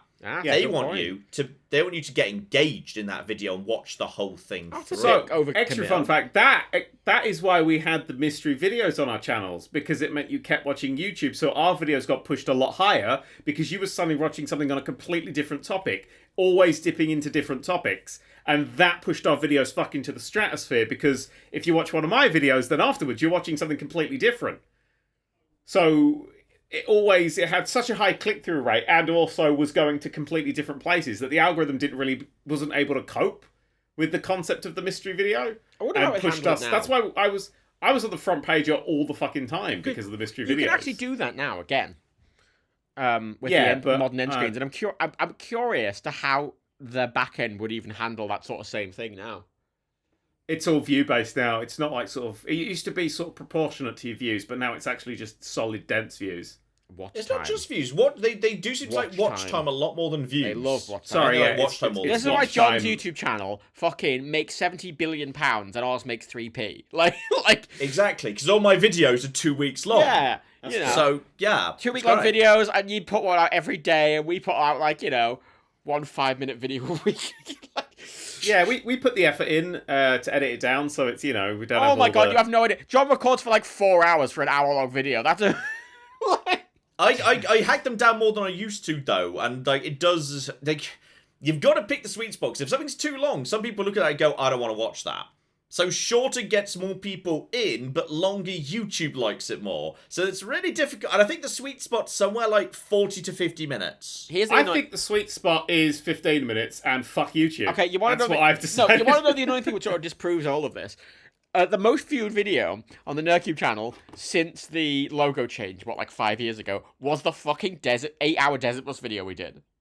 But that's because people rewatch it over and over again and have it on loops and shit. I don't know why. I don't know what's wrong with those sort of people. Fucking hell. I mean, I did look at the watch time for it, and the graph is very interesting. Where I saw that. Yeah, you sent it to me. It's wild. Yeah, it spikes at the start, the middle, and the end, and the rest is quite low. People click to the middle. Are views counted weirdly if people skip? If they skip forward, does that count as a different view? No, it counts as a view. Could that be it? No, it is counting the views correctly. It's just got probably relatively low watch time. Watch percentage or whatever the fuck. I don't know, man. You're the analytics boy. You sent me the data, and I was confused. I was very confused by it. Yeah. It's really weird. I could not reasonably explain it. Yeah. People are strange. You listening to this right now, there's going to be lots of comments being I've re-listened to Desert Bus 17 times. Look, I spent a lot of time thinking about analytics. I'm still fuming right now that fucking Up Is Not Jump is squatting on my Fallout organic search results. This fucking Fallout 3 video. Get the fuck off my lawn. No, his Fallout 3 video got age-gated, so it's going to plummet, mate. Oh, we live in hope. Can I just say... I think that was so harsh to him. I watched that whole thing through. I don't think there's anything in there. I think, John, deserves age-gating. We had a We Are Fish video age-gated because the word... Was it ass was in the description? The word ass, ASS, was in the description, and they age-gated it because of that? Yeah. Ridiculous. But also, I want to make a brief point to everyone here. I am very much on the side of good old H-bomb and Up Is Not Jump on the Fallout 3 discussion. John. You should watch that video because he actually comes really positive on Fallout 3. I want to also It's say called that... It's an Absolute Nightmare because that's what the series is called. He complained about it the entire video. Huh? He complained about Fallout 3 the entire video. Yes, I just want to say... The final third where he's wrapping up talks about how a lot of it's good. And he likes it. I watched half of that video when it came out, and I had to go do shit. So I saved it, and I've come back to it, but I can't watch anymore because my age isn't verified on YouTube. Oh yeah, for some reason, you and Rebecca are being asked to provide like government-issued ID to YouTube to prove you're an adult. Yeah, I can't actually watch any 18-rated videos on YouTube or any adult-rated videos Weirdly, on YouTube. I've never had to do that. I don't know why. It's because they're rolling it out to people. It's being rolled out slowly, but you need to submit proper ID to YouTube to be able to I love that. It's great, isn't it? Videos. That a video can be the Iron Fish video got integrated because of ass in the title in the subtitle. Yeah. So I removed it. Then I appealed and then they went no, we've denied the appeal. So I re-uploaded the video identically without ass in the subtitle in the description, and it's fine. Yeah. So they'll age gate a video for literally nothing, then deny the appeal, and then require that anyone watches that has to provide them with an ID, which is ridiculous and scandalous. Yeah. I mean, the real fun thing is that they have been paying me a wage. They've been paying me money because I own, a channel that makes money, and they've been paying me that money for over a decade when I confirmed that I was old enough for them to pay me. Yeah. And so they've been paying me money That's a good point. for so long that I don't understand why they can't just verify me from that. Yeah. It's like in general that right now, because of all of us twats just yelling at each other about Fallout 3, at this point the top 3 videos of Fallout 3 are all just opinion video essays that don't actual gameplay footage anymore. Can we make a Fallout 3 video? Can we join you just have to take your pick whether it's an absolute nightmare, better than you think, or garbage. Those are your 3 options now. We need to make a Fallout 3 is okay video. Yeah, this being a Fallout 3 is alright, I guess. Fallout 3, I don't know. Matt, do you reckon there's any game that we're at the top of YouTube for? If you search just the game name, I think Just Cause. Some of the old classic ones. Just Cause 3 or 4? Honestly, I think 2, 3, and 4. You'd probably hire one of them. 2. Oh yeah, I'm highest on number 2. I'm not on number 3. I'm in 3rd place. There's a really hideous one from a month ago. You're not on 4. You're not even close to 4. Really you're probably miles down. Is that really hideous? From a month ago, it's called "I Destroyed the Just Cause 300% World Record." Yeah. I've watched that. It's actually quite impressive as a speed run. Oh, I don't. And if it's got a caps lock in the title, I don't. That is completely fair. Oh yeah, and Just Cause 4, it's further down. It's the Quick that's the highest one. Interesting. So Just Cause 2, great. What else? There's got to be something else. There's got to be some other things. It's a lot of videos over the past decade. I've got a lot to go on. Come on, there's got to be something that's fucking... I'm just going through like your highest viewed videos and seeing if any of it's floating around. Surgeon Simulator, no. No, Surgeon Simulator's too big. It needs to be something that's big but also semi... Desert Bus? Oh, Desert Bus video for Desert Bus? Let's try that. Desert Bus VR, maybe. Oh, the top search for Desert Bus is us. Sweet. Whee! Take that, Penn and Teller. You're only number 3 on Driver San Francisco. I was hopeful on that. That's 5 I'm number 1 for Ruthless.com, but if you Google Ruthless.com, I'm number 1. So what about like Flight Simulator? Flight Simulator X or Flight Simulator? Well, maybe not the new one. I tried that, not even close. Yeah, I don't think we're gonna be. You're 4th on OMSI. Not on Note 4th. BeamNG. This is quite fun. Crashtastic, yeah, we're number 1 on Crashtastic. My dad's 4th on Crashtastic. That's fun. Yeah, I mean, there's a lot of... you're close to Cleverbot, but not quite. Oh, not Megalodon? Quite Cleverbot. Probably a Megalodon. A Megalodon. No. Oh, Jacksepticeye, the fuck. Okay, what about Bully? I remember when he only had... Well, actually, no, I'm scrolling through the top videos, because he's relatively new. The monetization for the first Bully place is limited, and I don't know why. Why? What? Why? Oh, hang on. Oh. It doesn't even matter if the monetization is limited, because, like, we have all the ads up anyway, and they all make YouTube red rev. Not even no. Rollercoaster Tycoon 3, number 3. Oh, I was just literally typing in Rollercoaster Tycoon 3. Aerofly. No, I was thinking that seemed like a good one because that might flow straight into part 2, which YouTube seems to like if there's another part to push people straight into. But no, Yeah. sorry. Yeah, I think that's going to be maybe Aerofly. Kerbal might be high for some of them, but like, nah. Plus, it also depends on like how useful the search term is. Like being number 1 on a search term that's got no traffic is not so important. No. Yeah. Being high up on a search term and get fucked out of traffic is just keeps you alive. It's also definitely not something we really think about ever. Yeah, none of this. It's just fun to have a look at it. Like, it's just like I just got the YouTube sent me that little email. It's like, how was your 2021? Oh my god, those email fucking where it just emails. Every time we get those, it goes, And "New my subscribe-" one obviously like it said, oh, here's your top porn video 2021. Fallout 3 is better than you think. Came out 3 years ago, consistently the top video in views every single year. Did we get one of those? They're going out in waves, but I do get one every month. And my favorite thing is every time it says new subscribers this month, 0. Because it doesn't count. It's better than saying minus. No, that's the thing though, because clearly the way they get that number, I would assume it'd be people who. It's just doing it based on the plus or negative rather than going how many people have actually clicked the subscribe button this month, ignoring how many people have unsubscribed. It doesn't do that. It's just purely the plus number, and it always just says 0, which is, I'll admit, a little depressing. But That's not depressing. I mean, you might get a new. All right. You check the channel's backend, Daniel, because it probably went to that email. Oh, okay. This is fun. Oh, you're not even number 1 on Airport Simulator 2014. It's depressing. It's back Someone who's got an actual serious 100% complete long play is the top result. Jesus fucking Christ. Earned it. They earned that. It's only half an hour long. I mean, I'm looking at some of the top videos. I mean, what you got like stuff like Euro Truck and Skate 3. Yeah, but I'm going over ones where you've got loads of views and it's a relatively obscure game. Yeah. Because that's going to be the sweet spots. Oh yeah, Skate 3 isn't. Oh, I've got a year in review. Oh, that'll be it. Yeah, that's it. That's the bastard. Oh my god, send me it as well. Forward it to me. Hang on, it's loading because it's got pictures and it's. Surely you've got access to the NerdCubed inbox. I need to be clear here. We have like 70 different emails for like everything. Every single thing is compartmentalized. Total watch time. What do you think the total watch time was? About 2 million hours. Okay. I'll go slightly higher than that. I'll say 350 million. Okay, 204 million. Wow, good instinct, Matt.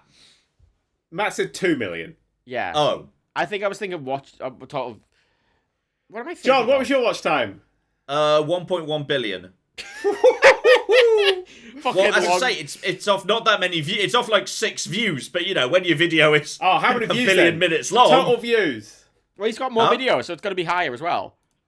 Come on, total views. Hang on, I need to get the flipping inbox. I just remember it was 1.1 billion because I tweeted about it. Hang about. I need to get the actual email out. And I may also have deleted it, and it's also my inbox is a cocking mess. So discuss something else while I'm finding it. Okay. The other things that it says, it's got total views. Sorry. It's got. Can I just briefly? I'm looking at the back-end analytics on the YouTube studio for the channel. And then the subscribers, Yeah. it's got a green arrow pointing up, and it says 22%. And that's next to the number minus 1.9 thousand. I like to slowly get rid of everyone. Ah, brilliant. It's nice. Fuck it, I can't find the email. I'm just going to go into analytics and figure it out myself. Okay, yes, Daniel, Alright. go on. 18.7 million views this year. Okay. Not bad. No. I'm alright with that. It's somewhere between 40 and 50 million. See, look at John's better at YouTube than me now. Yeah. How many comments received, do you think? This year? Comments? Why can I Yeah. get that? That's John a lot more. Engagement. John's going to have more higher numbers for everything, I think. Aside from a I don't subscriber think count. so. I don't think so, because the last bit's good. We're going to nail him on. Is that subscribers lost? No, fuck you. You're gonna nail me on that. No, it's number of best-selling books written. That's... God, every Lol. day, every time, right? Every time, like you're like, oh, I think this about this thing, and Daniel's like, well, actually, I think this. I am a Sunday Times best-selling author, so I will have you know. Every fucking day brings it up. Every day. It's such a thing new to play, analytics though. is just give me the total number of comments over time. They make Jesus. it quite difficult in the back end, don't they? I like the old analytics better. I don't like the new analytics. So We're just going to let that comment sit there. Makes it difficult in the back end. Yeah, fine. All right, we'll just ignore it. This year, we had 31,690 comments. Here's an interesting thing. Apparently, according to... in the top external sources, right, 20% of our external views came from Patreon, right? Then another 15% came from Google search, and another 6% came from a different Patreon link. Yet the top one is com.google.android.play.games at 22%, and I don't know what that is. I don't know if that's what was your number of comments? 31,698 this year. Oh, sweet. Yeah, we're over 100,000. Yeah, obviously. Oh, wow. Well, you've just got people going, well, actually, the Babylonians. It's the opposite. It's John, reload is the X button. You haven't reloaded your 6 parts into the series. Your guns are all empty. John, press reload. John, so your mic's picking a bit there. Yeah, fix it by hitting Control-Alt-Delete and it'll fix it. Mm-hmm. LTF4. I straight up, LTF4, I want you to know, I genuinely Alt F4'd and killed a game midstream. We know! It's fucking hilarious, John. Doing city skylines. I was asking about like something to do in the water, and someone told me one of the shortcuts for something to do in the water was Alt F4, and I just did it and killed the game. So, this has listed my 2021 achievements. Would you like me to read my 2021 achievements? Is it just a tumbleweed, a little gif of a tumbleweed going across the email? It says, we joined the YouTube partner program. What? No, this is true. We technically did. No, we technically did because this year, right, we got dropped by our network, so we're finally independent. And as a result... Oh, well done. Congratulations. Yeah, it turning off all the adverts pissed them off a little bit. As a result, though, it confused the analytics. Because if we look at our back end of analytics, everything prior to us getting kicked out is just missing. John, how many likes did you get? Likes? I like you, John. How many add likes? one. Add one there. I hate you, John. If I'm reading this right, it looks like 1.4 million. Okay. You win. Of course he wins. There is no scenario here where John is not winning. We got 6. You know, someone in my Discord yesterday asked me, now it's the end of 2021, right? Did I crush it? Did I crush it like Spicy told me to? Here's a fun one. Bad omen. What's your combined total for the last year? Like versus dislike ratio. Oh, I don't know how as to a check percentage. that. How do you check that? If you go into analytics and you go into the see more, you can one of the metrics you just put on the graph is in more metrics and interactions. You can see likes versus dislikes. Analytics. Wait, do it again. Analytics and then what? Then just go to like the see more, so you go into the detailed charts. Right. See more, yeah. Advanced mode. And then just click on the big total button, so it's showing you data for all videos, not just like the top few. Yeah. Right. Now just add a secondary line to that graph. God almighty. Yeah. Then more metrics. Then just Come on, John, podcast. Go to Likes more versus metrics. dislikes, More yeah. metrics, so there's new stuff, and then under interactions there's likes versus dislikes. Yeah. And then it will give you at the top in the rolled up view in the rows underneath what the likes versus dislikes is represented as a percentage total. Okay. I love it if this point Dad would say is doing none of that. What's your one? 98.1. Suck my fat cock, 99.0. Well done. We make better videos. Ah, 100%. There we go. We found something. Is that all the people who've been disliking the Fallout 3 is better than you think video? Mostly yes. It is almost certainly that. That is actually it. Just 'Cause a load of angry H-Bomber Guy fans being like, how dare you? Yeah, Fallout 3 is many things. For the last year, the like-dislike percentage is 76.3, and Fallout 4 is better than you think is 86.8. Ooh. Which, honestly, I think is very high. I think going onto the internet and saying, I think Fallout 3 is actually pretty good, and having 3/4 of people agree with you at the end of it, I think that's fucking incredible. That's pretty good result. I'll take that. With you, but I still like the video because it was a good video, John. It's well put. You know what's better than that, John? Making, out of all your videos, 99% of people agree with you. I mean, that just means you're on the right path. I wonder if I were to exclude them, how do I exclude That's cheating, them? John. Huh? That's like saying I would have done it if I'd have just get rid of every. I wouldn't have got arrested if it wasn't Wait, for those hang darn on. kids. Oh no, you would. Oh shit. Because in general, almost every other video of that is about 99%. So we just take out that video where I would said deliberately controversial things. You know, here's Go on. I've got an interesting one here though. Oh. Yeah. It says lifetime highlights here at the end of this email. Oh. Days since your first upload, 3,910. Wow. It's a lot. Why don't I have one of those? Quite a lot. Lifetime likes, 20.8 million. Which is alright. But where'd you find this Lifetime email? in the email inbox. What's it called? What's the subject line? Your year in review is here. I want to see mine. Maybe they haven't given it to you yet Probably because you not. suck. But lifetime comments. So I expected on the other. Where's the? Yeah, I expected. What was it? Yeah, I expected a lot less comments than I have. I got 4 million comments apparently. Yeah. I expected less because I had comments off for quite a long time because That's a good point. Yeah. there was no moderation tools, and I was like, "Fuck this." Oh my god! Do you wanna have a guess at how much my my YouTube channel made in the past month? $17. Are you even in the partner program? Yes. Thank you very much, John. I went low number. John went, "You don't have a job." No. I thought you had to be a certain level of active on an ongoing basis in order to John, to I've been in the maintain partner position. program for fucking like 7 years, mate. Get out of here, child. I just kind of assume they'd have kicked you out of it by now.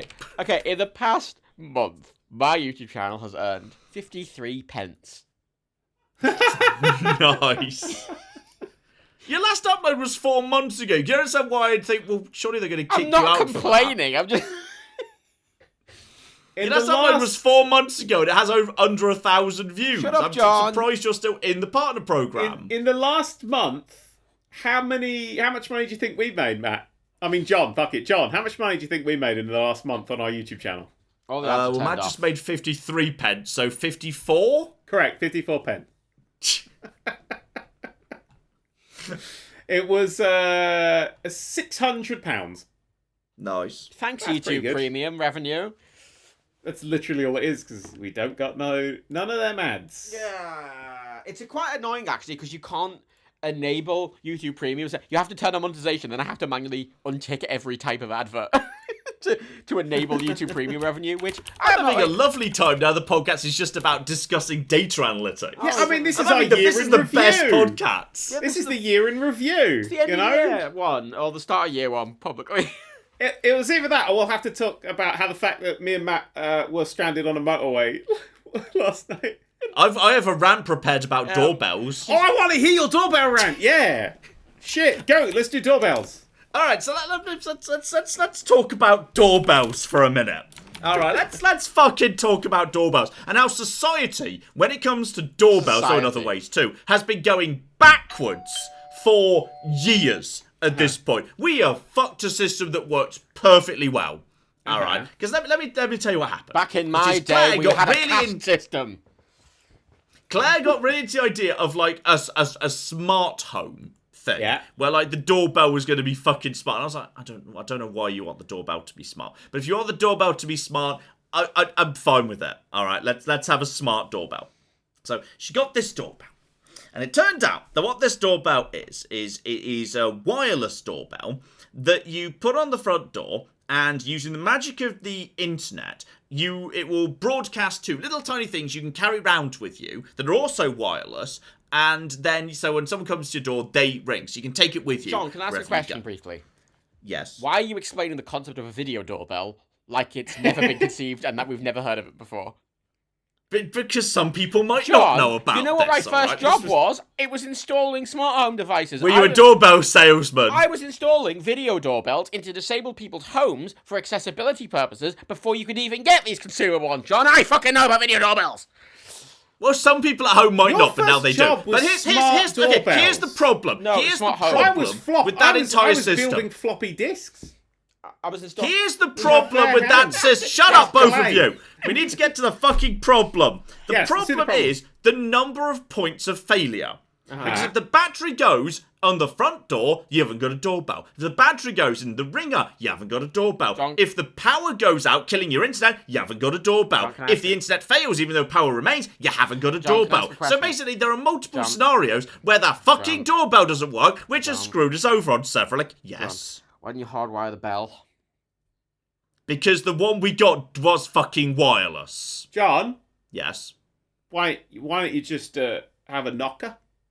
Well, this is what I'm getting to. If we go back in time, if we go back in time to how doorbells used to be, when doorbells... Shut up, Matt! No, if John, we go no, back I'm not in letting time you, to I'm how not letting doorbells you, used to... I'm not giving you this attack on smart doorbells. I'm going to go back slightly because you, clearly, the problem here is that you've just bought a shit smart doorbell. Not the doorbell. Yes, that is part of the problem, and I've got a different one. A good smart doorbell, right? You can hardwire it in, and it communicates wirelessly to the ringer, not through your internet. So it doesn't matter if your internet's down; it'll still work. Doesn't matter. I mean, if your power's out, a normal fucking doorbell isn't going to work either. So, oh my god, John. That's what. No. That's what you say. But there's plenty of doorbells back in the day that you just have a little battery where the battery kinetic runs energy out. of pushing the The button battery helps runs out. You've recharge just the been battery. complaining about batteries. Do you want a battery or do you not want a battery? John No, wants here's a what I want. crank Because on the front back of his house 200 like an old years car. ago, before we even had electricity, you had a little door pull where you pulled the thing and it made a bell ring. And you know what doesn't go down when there's no electricity? String! String doesn't go down when there's no internet. String still string works. has multiple The bell points of still failure. works when there's no electricity. Yet for some reason, we had a system hundreds of years ago that worked perfectly and survived John. any natural disaster short of the house fucking falling John. over. And we decided, no, let's John. add more points of failure. The advantage of a video doorbell is that you can look on your phone and see who it is, and even if you are 100 miles away, you can answer the door and talk to the person.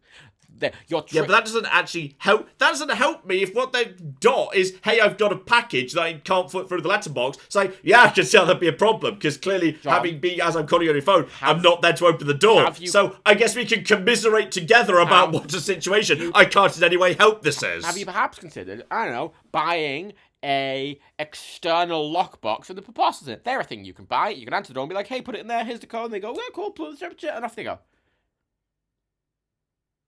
John, Yes. a doorbell that's string attached to a bell has multiple points of failure because the string will be slightly exposed I to will the be elements using and could strong rot string. away. I will be using quite strong string. Well, Maybe strong even a string rope. can still I have break. a question, John. A rope. What if there's a storm and Do it you want happens to keep fucking- pulling on the doorbell?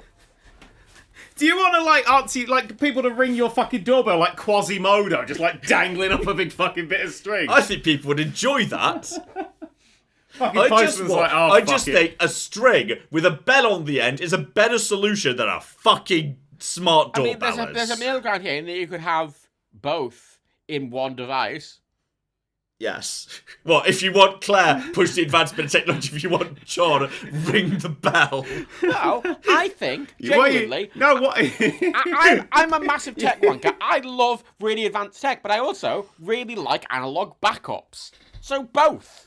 Just have both. Why not don't, both? right?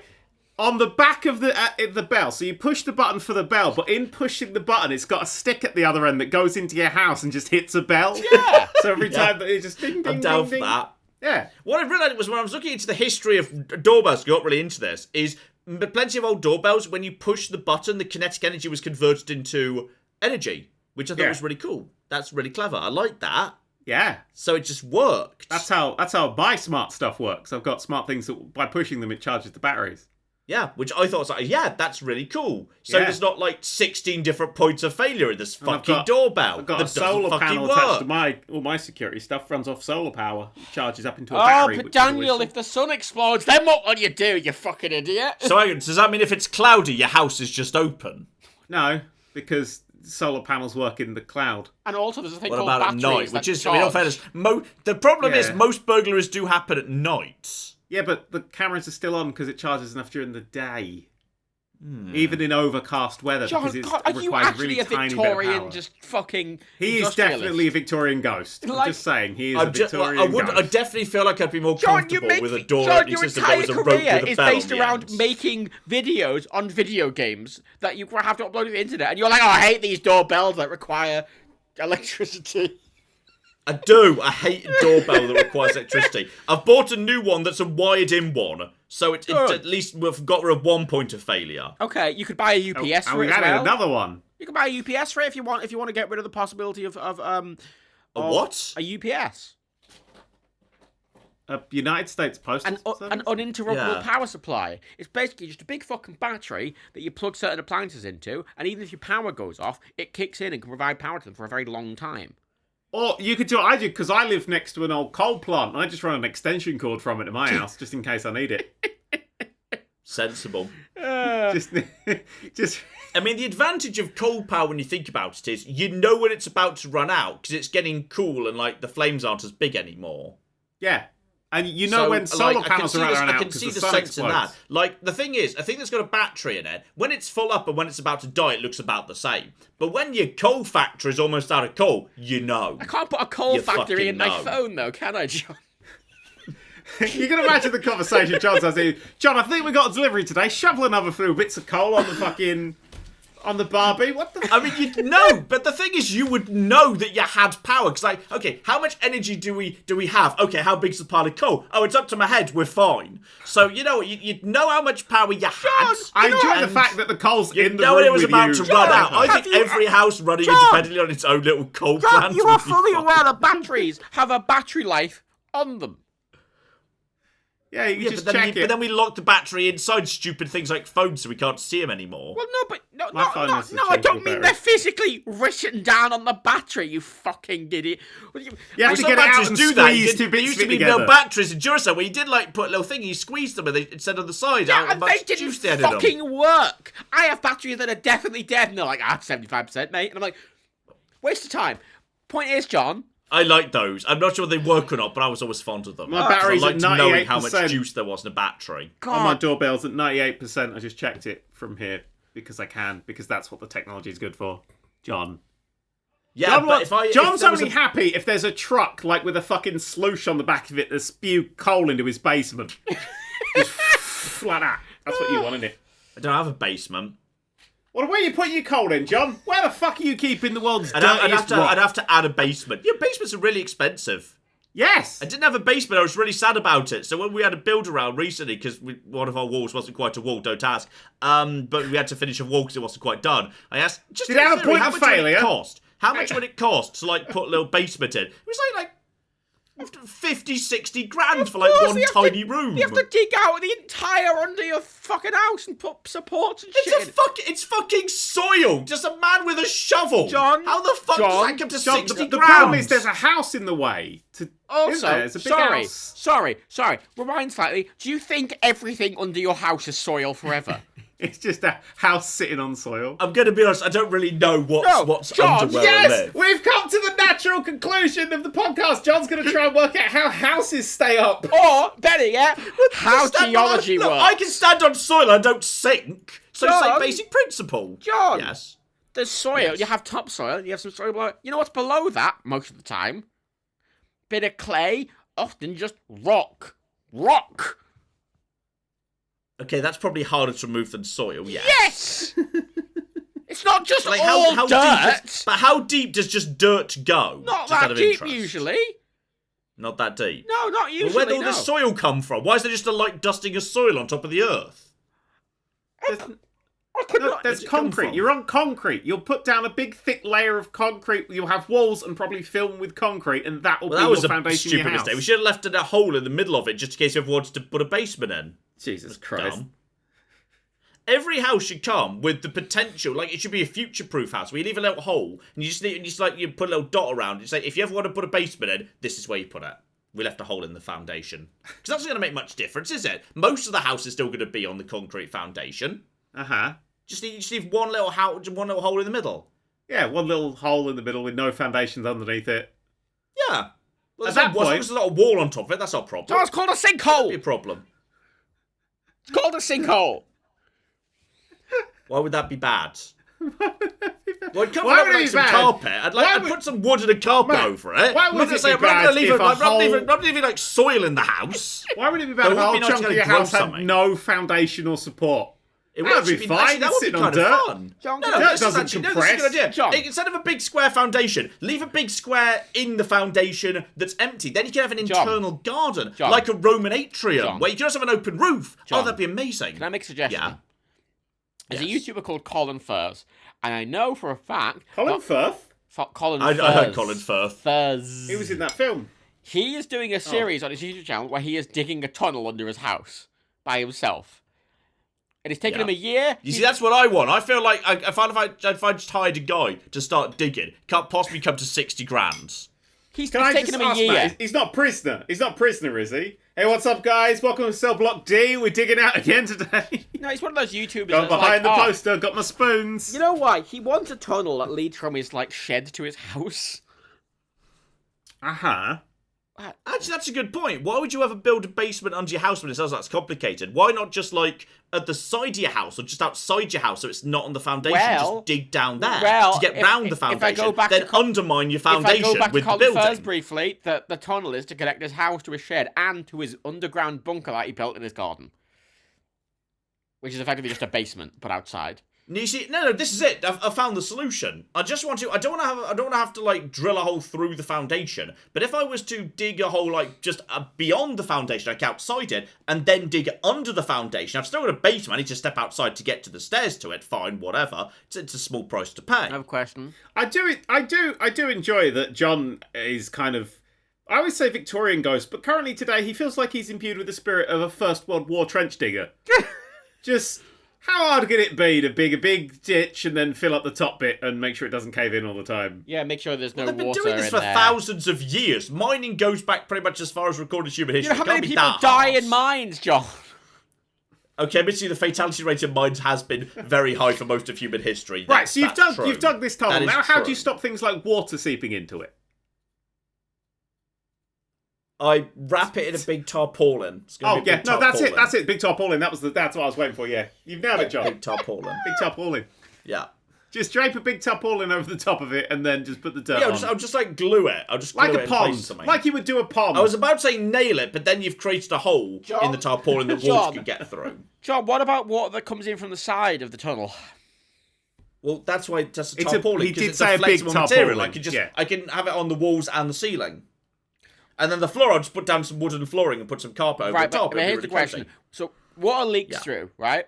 And it goes into the Yeah. tarpaulin. No, it doesn't because of the tarpaulin. No, but it has to get to the tarpaulin, right? So it gets to the tarpaulin, and the tarpaulin, it Yeah. hits the tarpaulin, and then where does it go? Then it just along the tarpaulin, because the tarpaulin is along the tunnel. It's going to go either left or the right, depending which side the tarpaulin it is, and then just flow around. How is it gonna my flow new around? Basement. Because it can't go anywhere else. So we're just saying. So you're saying that you're gonna have a tunnel, and then around the tunnel you're gonna have a tarpaulin, and then around the tarpaulin you're gonna have a load of dirt, and it's gonna be above ground, right? Well, the tunnel's not like a perfect square. The tunnel's going to be like an arch. It's going to have a curved matter. top to facilitate John? water going either way. John, Yes. what's Yes. on top of the tarpaulin? Well, that's just like the ground above. Yeah, The tarpaulin's The ground. like glued to the ground. the ground. Yeah, ground. The dense ground. You Yeah. know, water flows through ground, not just straight. It's not like a roof. yeah, but he's Yeah, wrapped but it it in a can't get through my tarpaulin. tarpaulin, can it? It's like cling filming a sandwich. Yeah, exactly. Perfect. Would That's you, exactly the and right would you analogy. drop your cling film sandwich in a lake and then eat it? Because I imagine it'd be wet afterwards. I'd probably unwrap it first. Yeah, but I imagine. I don't actually know whether that sandwich would be dry or not. No, I it wouldn't be probably 100%. wouldn't, because cling film isn't fucking vacuum sealed. Well, that's why I'm not wrapping my tunnel in cling film. I'm using a fucking tarpaulin. It's basically idiot. the same Pay attention. thing. Keep up. No, it's not. It's thicker. Blatantly not. It's thicker. I'm tired of it being thicker. Next time you want to buy a tarpaulin, I'm going to bring a little roll of cling film to your house and I'll sell it to you for the same price as a tarpaulin, you stupid twat. You know what? No, I'm not engaging with this absolute delinquency anymore. I am. So, John. Yes. If you're building a basement out in your garden, Yeah, sure. Like an old bomb shelter or something, yeah. Yeah, but you're building it so it's a new bomb shelter. Yeah. Out in your garden. garden. Will probably be quite old-fashioned, yeah. Why don't you just, like, save a bit of money and just build it on top of the ground? Because I want to have it underneath the house. Why? But not have to drill through my own foundation. Why? Because apparently that would be bad because that's a sinkhole, whatever that is. Why do you want it underneath the house? For the view. Just do. It's got windows in it. He just pulls it out. There's a fucking worm going past. Morning! John wants to struggle with water tables and he wants to struggle with ventilation. John, Google Colin Furze and look at his bunker video where he does literally what you're describing himself. It's a nightmare, hang on. and he's an engineer. He's I'm an actual just qualified just engineer. We just him. add a story. he looks pretty good just after he's come out of a lake. He's not a sandwich, John. What? So I was back to Colin Firth there.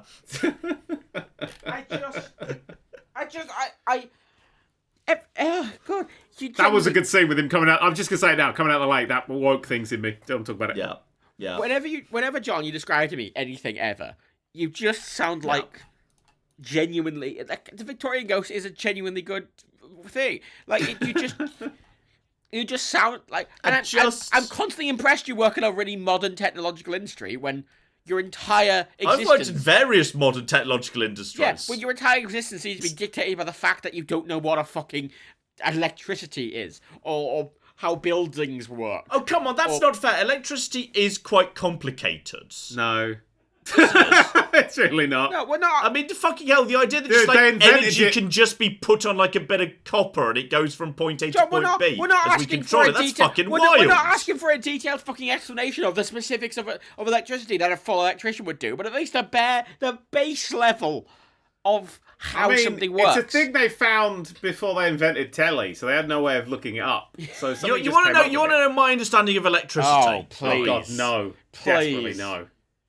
Okay, so I know that there is, well, okay, not necessarily, but I'm vaguely aware that there is like an amount of energy in the universe, right? Oh, this is a really good start.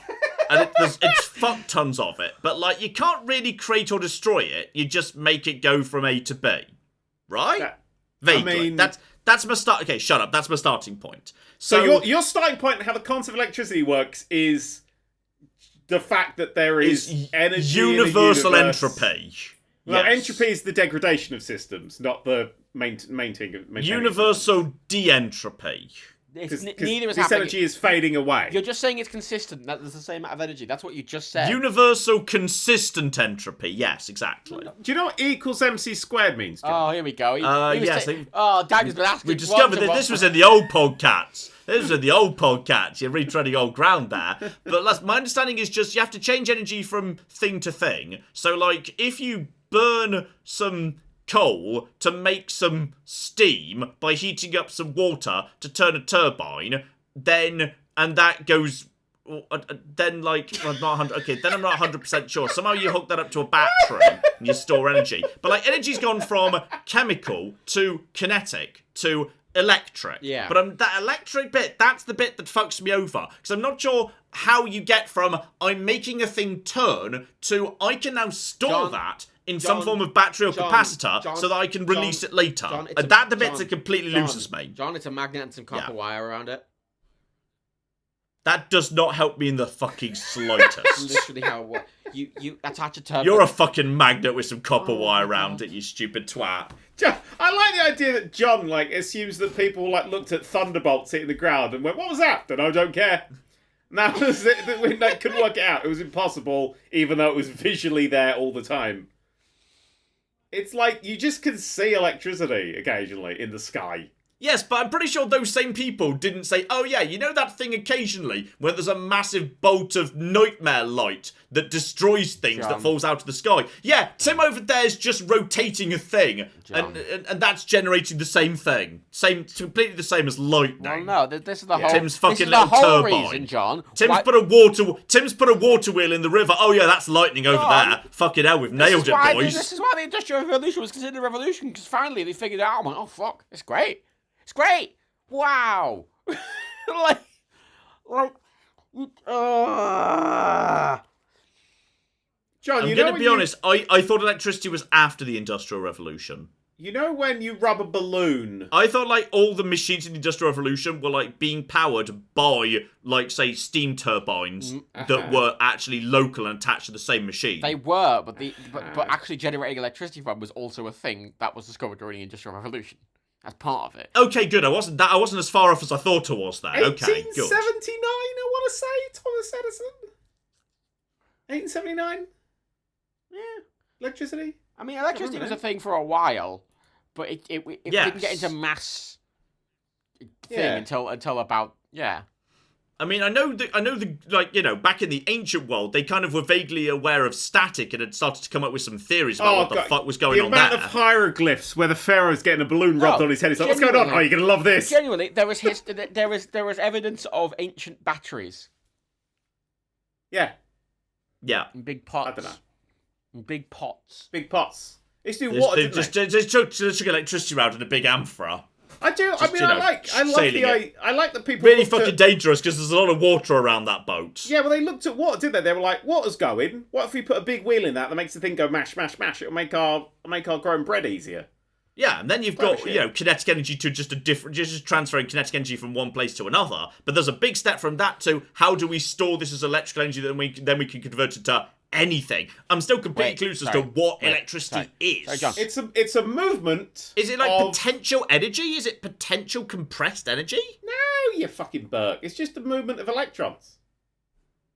So it's that's compressed electrons. They're like squeezed in there, waiting to get out. Squeezed in there.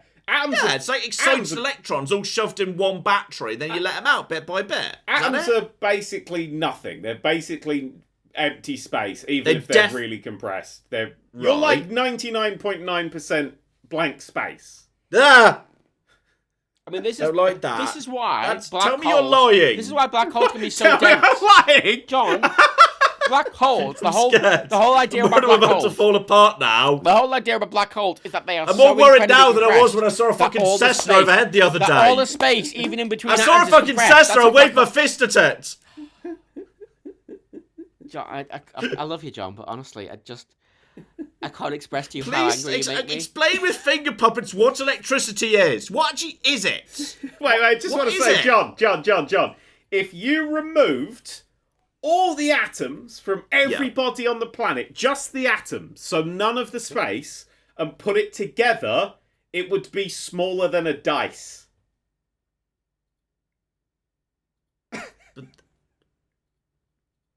I don't know how to react to that. I don't like it as a concept. We're empty space and hang on, no. Surely it would be smaller than that, because isn't the whole point, like, every atom in the entire universe was at one point just, like, in a space infinitesimally tiny? I don't like to think about that bit. That's getting into very deep levels of surely just the atoms just on our planet would fit into a space way smaller than a dice. We're talking about black holes. If you compress the sun into a black hole, it would be the size of it'd be about the size of Earth, wouldn't it? Well, then how does it all fit into one like tiny space during the Big Bang? Well, we don't know. This is a whole other thing. Well, you're fucking useless, aren't you? The Big Bang is a theory that we're pretty confident about, but we can't look at it, can we? I don't know. Get on with the fucking time machine, you lazy tits. What the fuck is science even doing? We can look most of the way there, because obviously the further we look out into space, the further back in time we're seeing. John, yes. Gravity's a theory. You know that, right? Surely no. Surely there can't be any scientists who are like, guys, actually, John, I don't believe in gravity. John, we observe the effects of gravity, but we don't observe gravity itself. Yeah. But isn't gravity just a buzzword term for, like, the effect that of all mass has on all other mass? Yeah, but that's the theory, is that there is an effect on it, but it's not like, when astrophysicists are trying to figure it out. It feels like a fairly immutable, basic, observable force of the universe. It is, but by itself, it's so we don't know why it happens. Just tell me what electricity is, you cock. We did. Daniel just explained. We have explained it to you. No, he said take all the atoms out of the universe. And No, we were talking That doesn't about- help me understand we how were a talking about battery positively works. charged What's fucking in a electrons. battery? What's in it? It's They literally... positively right. It just the atoms want to be perfectly balanced, like Thanos. They want everything to be perfectly balanced. If you fuck them up and make them all like positive and shit, their electrons just fuck on for a while, and that push and give and all that sort of shit is electricity. Is this why elements react with each other? Because they want to have Yes. balance. Yes. Yeah. That's they want what their radiation electrons is to plug shit into on each what top other. of other is. things. They want their electrons to plug into each other and form stable compounds, right? Sure, yeah. No, not entirely. No, just, Okay, no, let's say yes and move on. Okay. Fine, I accept that. I accept that basic principle. Next principle. I think you're a little more blank space than everyone else, John. John, can I... That's a very good burn. That's a high level burn. That's exceptional. That's Well quite done. a low level burn, more specifically, if we're going to be... I tip my hat to you for that. That was excellent. Well done. John, what were you doing in like fucking physics class? I dropped physics as soon as I could because I didn't Yeah, understand but you it. learn this thing as like a fucking like John, key stage one child. John, you keep asking about batteries. Do you want to know how battery works? Yes. What? Do you want to know how because you keep asking about batteries every time you ask about Well, I feel like electricity. that's gonna be a moot point to understand what electricity is. Because okay, We've you've just just said to explained me it. atoms want to be calm. Fine. So what does that mean? Does that mean electricity is atoms that are all excited and jibbly around? No, it's the movement of electrons. Not atoms. Electrons. Not atoms. It's just their electrons that wiggle about because they're getting charged. They're negatively charged an electron, and Okay. they're getting dragged towards the positively charged. An thing. electrician. And some electricity is back and forthy, and some electricity goes woo. Okay, just to be clear here, there'll be some electricians listening to this going, "Oh my god, they're over some." It's much like everything. It's incredibly complicated, but the at the base level to understand No, it at it's the base. not. It's just electrons fucking on. That's all you need to know. Yeah, No, that that's doesn't it. even mean anything. That sentence doesn't even make sense. Okay, So John, hang on, so John, you've just got a whole bunch John, of atoms, can I- and some of them electrons are negative, John, and some of them no. electrons are positive. John, can I just briefly talk about God, I a give up. battery because it might help you? Yes, okay, go. I Batteries are rewired my heating this past month. batteries I rewired my whole heating. Yes. are really I've got simple. a GCE in this. Shut up, Dan. Batteries are really simple, right? It's basically 2 bits of metal Okay, great. and some chemical in between, right? Like, used to be lithium a lot, right? Oh, even the dogs know what I electricity mean, is. the and new they're ones getting use whingy lithium, back but here. we had nickel hydride and All right, fine. whatever. Yeah. You basically you have a metal of some description, which is uses a Daniel, help me. What's the name? That's the hard silver stuff that comes out the ground. Yeah. I was trying to think of it in the term battery, whatever. And then you have a chemical in between, which acts as a medium. Sorry. That description of metal, and you complain that my description of electricity was electrons just fucking on. Yeah.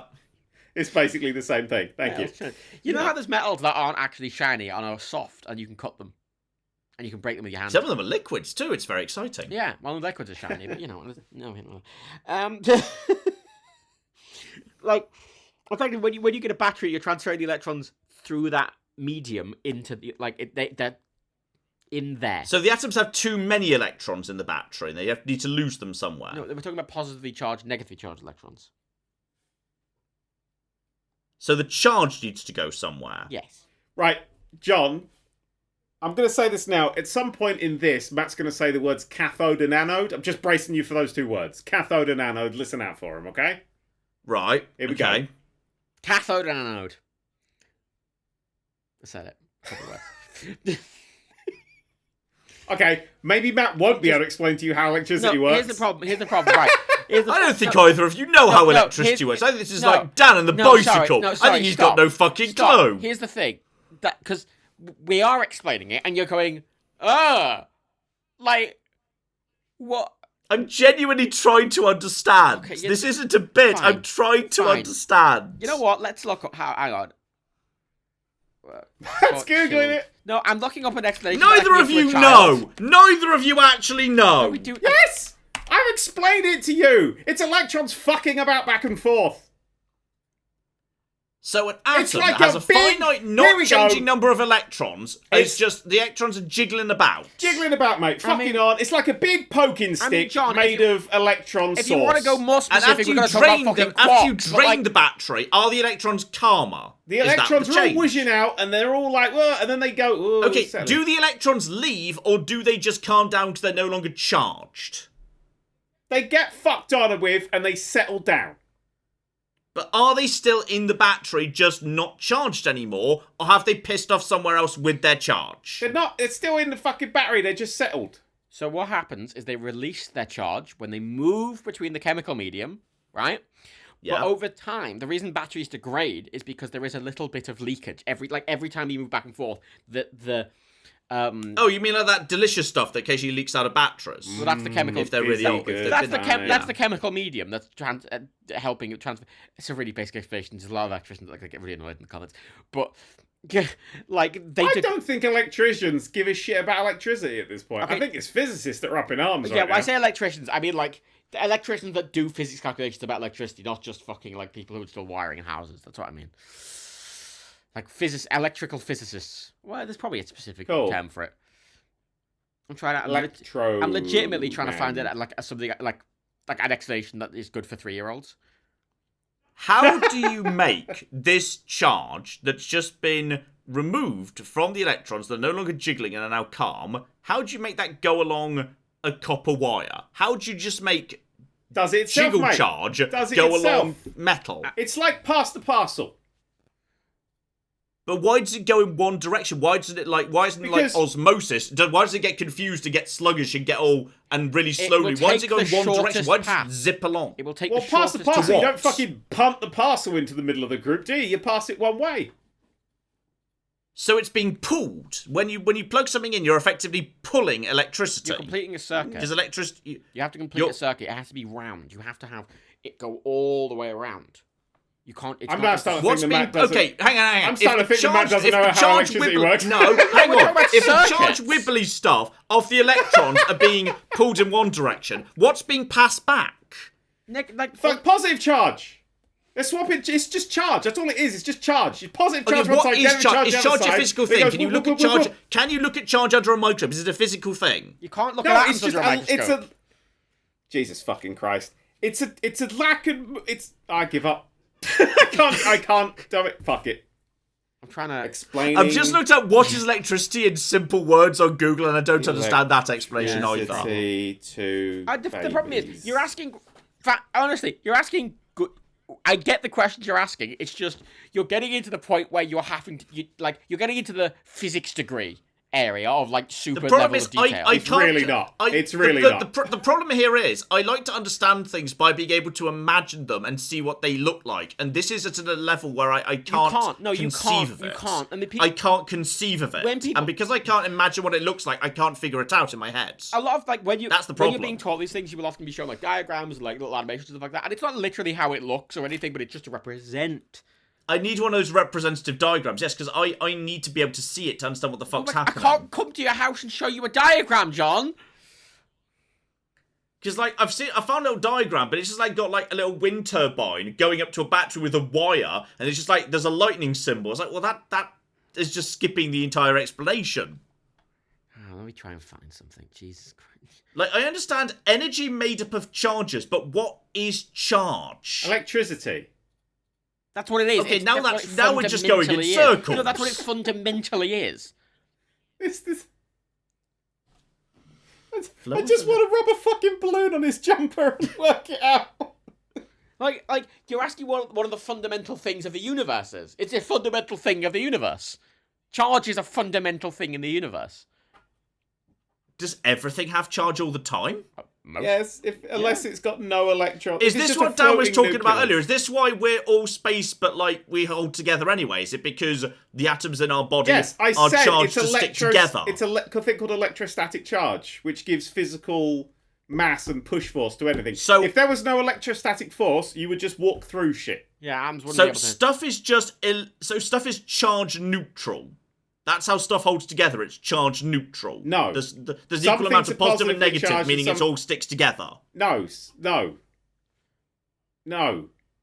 So if I'm not charged neutral, am I positive or negative? Because it can get destroyed and shit by things like radiation. Because radiation, the different types of radiation is this. Let's get to radiation. So radiation scales up by how big of a thing has been knocked off. So gamma radiation is like a wave thing, but all the way up to like alpha radiation is just a fucking nucleus on the I always base. thought that was just a thing they made up in Marvel. Yeah, gamma radiation. Oh, Jesus Christ.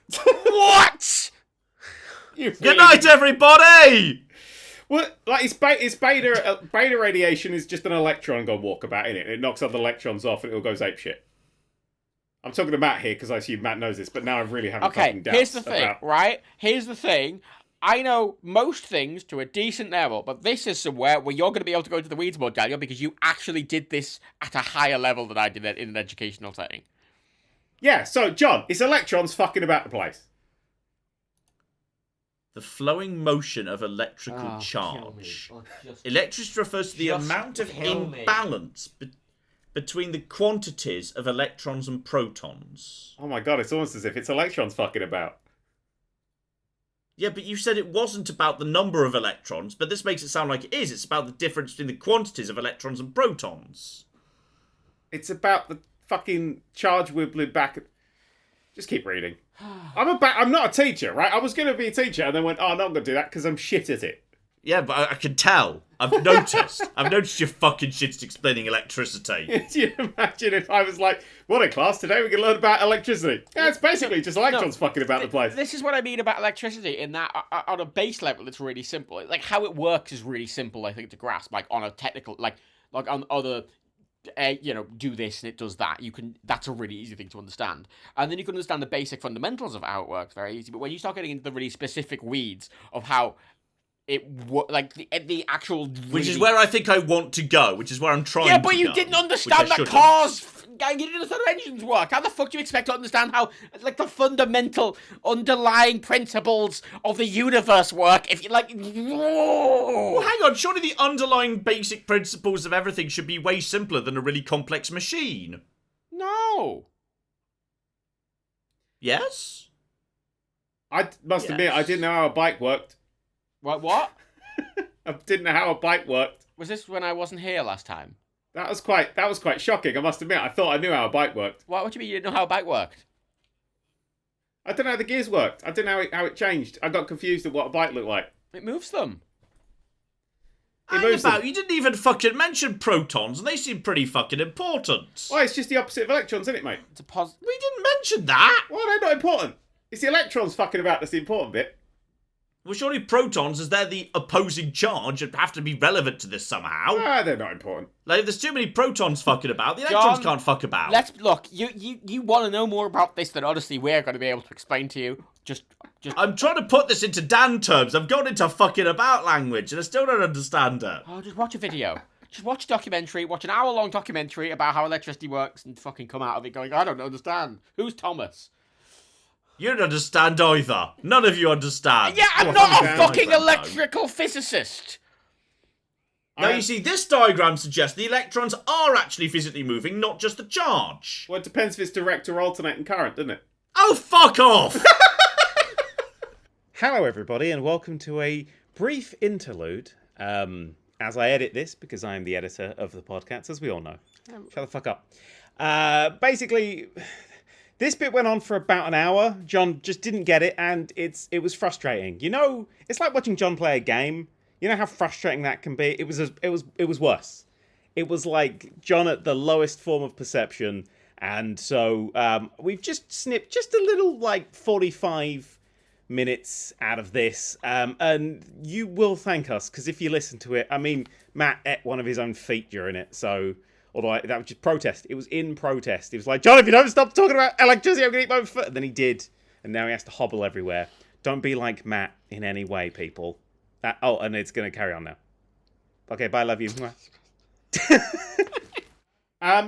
John, do you think you know what electricity is then? Kind of. Repeat after me, John. Okay, let's do it this way. Repeat after me, one word at a time. It's electrons fucking about. Done. It's electrons fucking about, Dan. Done. The main important thing, John, is Correct. that even if you don't fully understand the fundamental principles of how it works, you understand the practicality of how it works. That's the main thing. Plug thing in, thing work. Yeah, fucking rotate. Well, I knew that already. Rotate magnet in ring of copper, make electricity. Rotate magnet in ring of copper. Ah, fuck. In order to make to make the electrons in the copper do a circuit. Oh no! To make the electrons in the copper go round and round and round. Somewhere fucking Where does Alessandro's magnetism gone fit into the wibble? ape shit. Look, John, I've just said the whole point is that you don't necessarily need to understand all the fundamental principles. You just need to understand how it works. And that I don't understand how it works. No, That's the this problem. is the point. If you there's a lot of things you do in your life that you don't understand how it works, but it just does. If you click on the start menu, it opens most of the time, right? Yeah. How? I know. Of course, but John, how do you... I don't know. Exactly. Explain the start menu to me. It's basically a load of brackets and semicolons just fucking about. My point, though, is, John, you understand that clicking the start menu opens the start menu. Even if you don't understand... if you literally just said to me at the start, it's electrons. Electrons flow along wires. That would have been way easier for me to get my head around. Fucking Well, no, 'cause that electrons... sounds like the electrons are separating off and fucking on around wires. Like they're breaking off and stuff. To which be is not fair, right. some models, when they describe electricity, do talk about it in that way. It's just, it can kind of... Electricity is a bit messy, because every sort of model when people are describing it is a little different, because, again, it's so small and... I noticed. I think what's really interesting about the PodCats is that I come into these really aware of what electricity is. And then after an hour of talking to John, I actually don't know if I know what electricity is anymore. Ha! I mean, you admitted! You've no fucking clue! Okay, can I just make I a brief did get, point, like, though? You know what? a degree in this. You know but, what I like, feel good don't about? know. You know what I feel good about? I know how a fucking bicycle works. I know how bicycle gears work. Dan You know how doesn't. bicycle gears Dan work? had no You know how fucking bicycle gears idea. work? You know when there's fucking there is the chain becomes more loose because it is on a smaller gear, right? There's a little arm that sticks out to hold it. Yeah, we taut. figured that out. We figured that out without you No, last time. But no, like, right.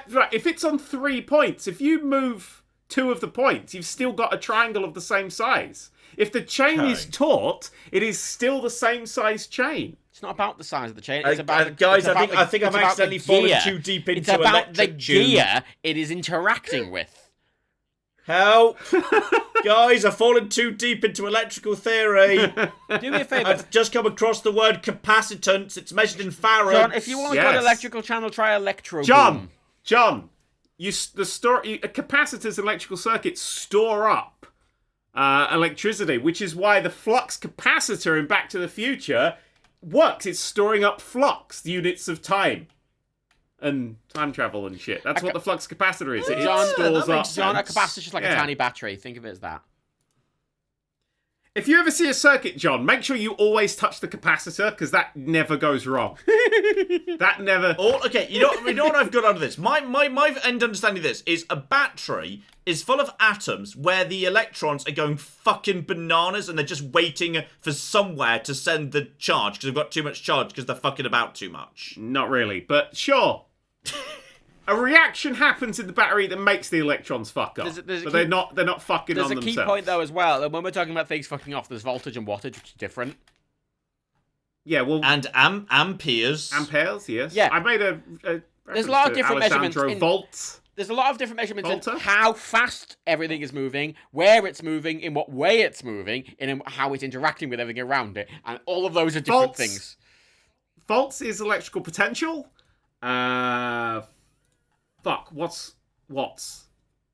What's watts? Wait, fuck, no! John, what are you doing to me? John's like an intelligence vampire, but he doesn't actually take the intelligence, it just disperses out of you slowly.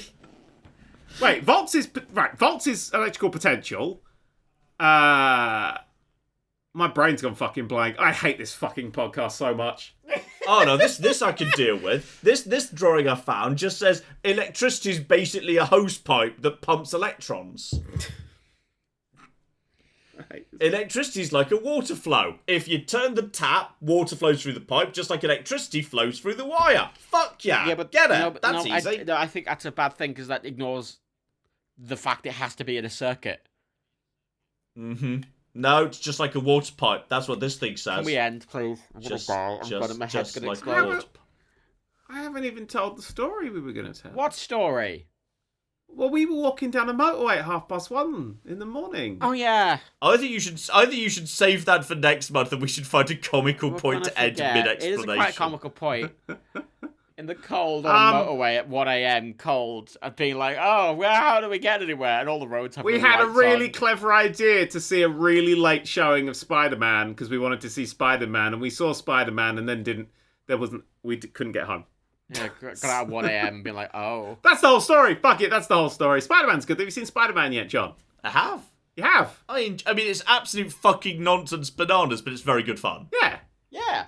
Just like this podcast, but also very good fun. It's fucking dumb and stupid. It makes no sense, but it's actually very fun. Are you talking about the podcast or Spider-Man?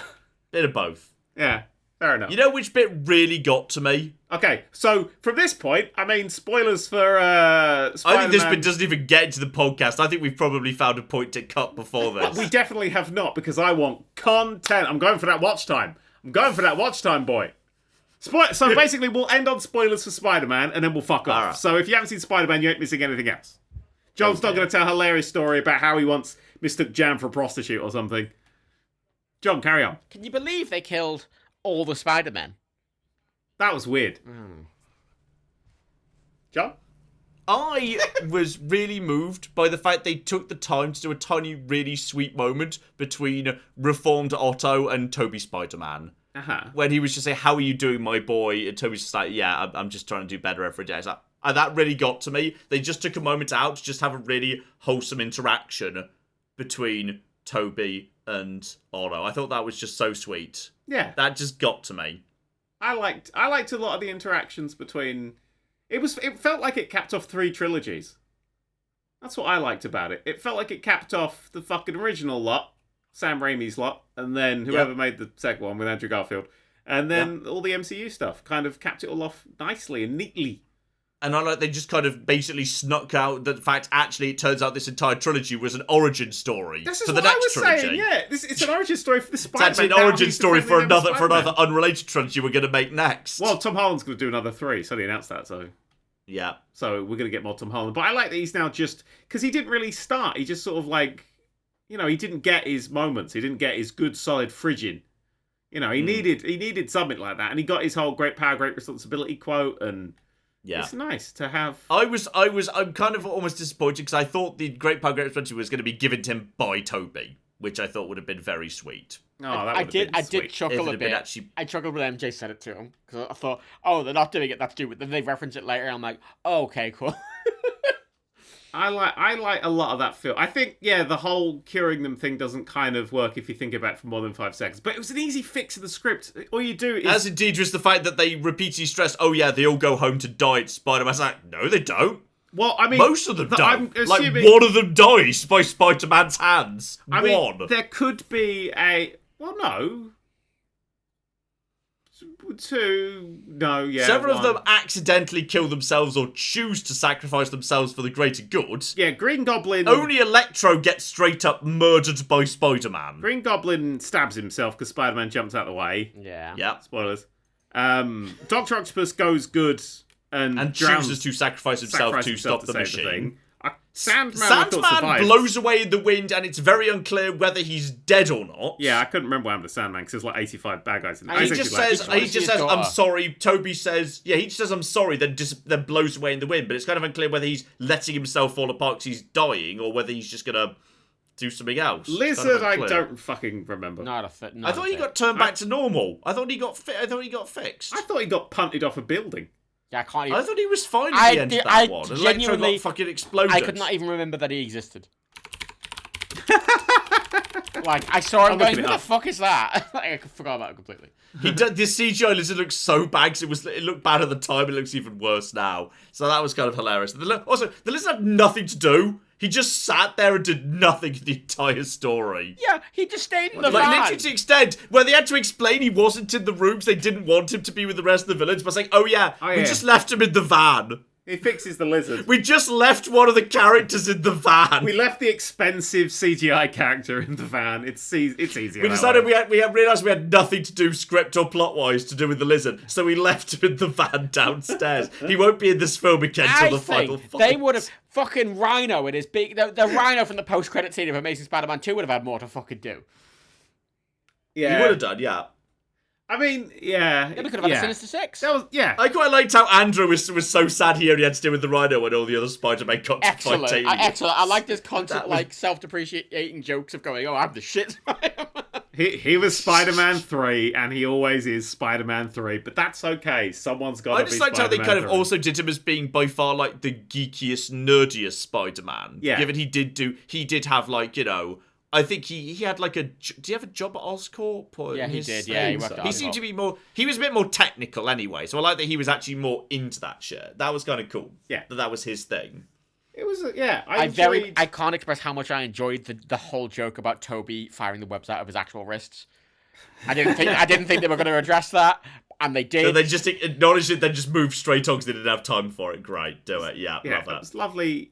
because I was saying that the fix you could have done for that script, instead of curing them, you give them a last request. You let them kind of go out on their own terms. They all understand they're going to die, and they all sort of relent a little bit, and they get a request. And you just give, Doc Ock just kind of, you give him, Toby takes the arc reactor technology back with him, so the power of the sun in the palm of his hand is a thing that actually gets put in that world. So that's Doc Ock's work then carries on. Doc Ock's, not his work really, but his dream becomes a reality in that future because Toby's smart enough to keep doing that sort of thing. And then you've got fucking Green Goblin just wants the goblin out of his head, just in that last moment, just take it out of my head, and it will still have the same death, but it will be just him. It won't be tormented forever and ever, and it will just be just that moment of victory of getting rid of him.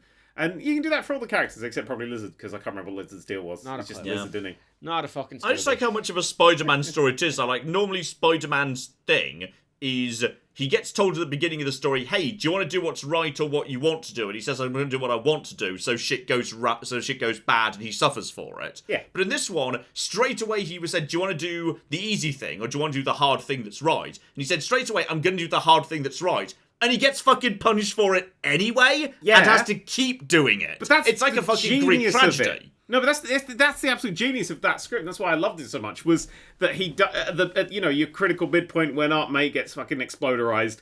Like her words to him aren't new. They're not like a change in him. They're sort of a kind of you're doing the right thing. Like I'm dying / dead, but like and technically this is all your fault, but this is fine. You're doing the right thing still. You keep going this way. Me dying here, because when Uncle Ben dies, it's always this was your fault. Yeah. You fucked this up and you've got to learn to be better. This was you're doing it right. You're the Peter Parker that at this point in your arc is actually on the right path and doesn't need to change. Yeah. But you just need to realise that this is the shit that can happen. That resolution... No, shut up. That resolution plays off at the end when he realises he sees the cut on her head. He sees the plaster on MJ's head and goes, actually, I'm not going to hang out with these guys anymore because they'll be in danger and I don't want that to happen. And so his arc isn't... His final responsibility is to not go off with the love of his life. His final responsibility is to separate from those people to protect them and to give them up so they can be happy. Such a classic Spider-Man story. I will say, though... It's a total inverse. That's the thing. It's a total inverse of a Spider-Man story that becomes a classic... It's the alternating current Spider-Man story versus the direct current Spider-Man story. Oh, fuck off. No, there's the thing. Right, so you said that he didn't fuck up in this film, like he's doing... But he did.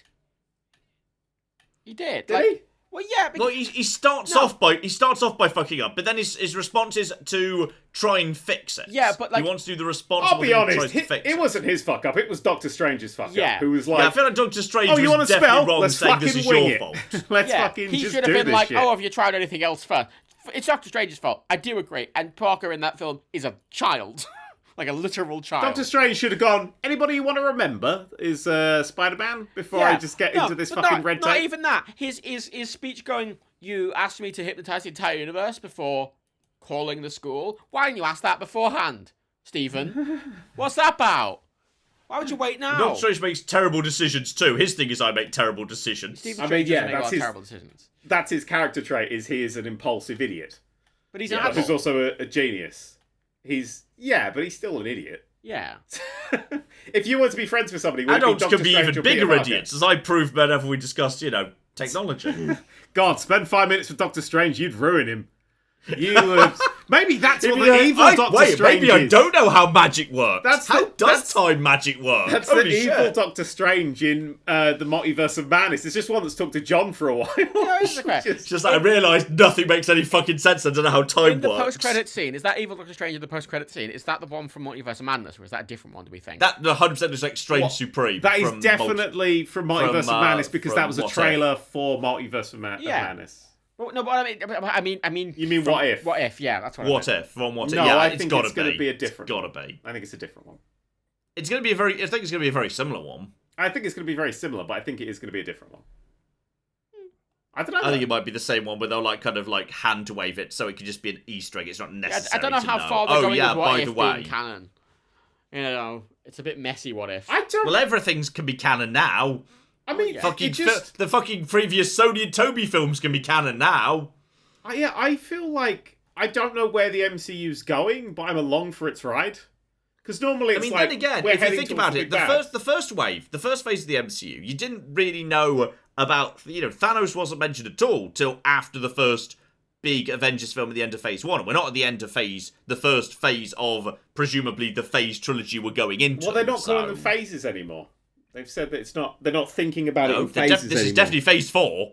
It's a continuous sort of go now. It's just like one thing, and basically it's going to be like Kang the Conqueror's whole thing. I think that's what they're. Yeah, going we've got multiverse and we've got fucking massive giants in space. Oh, and I suspect that- we're not going to know where where the big bad boss is until we get Can we to just, by the the next way, Avengers. If we're appreciating film. things that are canon, fucking Matt Murdock, Charlie Cox is Matt Murdock. Yeah, being, Charlie yeah. Cox. That's nice to say, Charlie yeah. Cox is Charlie Matt Murdock fucking being in Cox. universe properly now, because I didn't think they were gonna take those Netflix shows and make them. I know they were technically canon, but I didn't think they were gonna officialize them in a movie, and they have And now. Kingpin. And Kingpin thanks to Hawkeye. God damn it! Spoilers! Haven't seen the Spoilers! episode yet.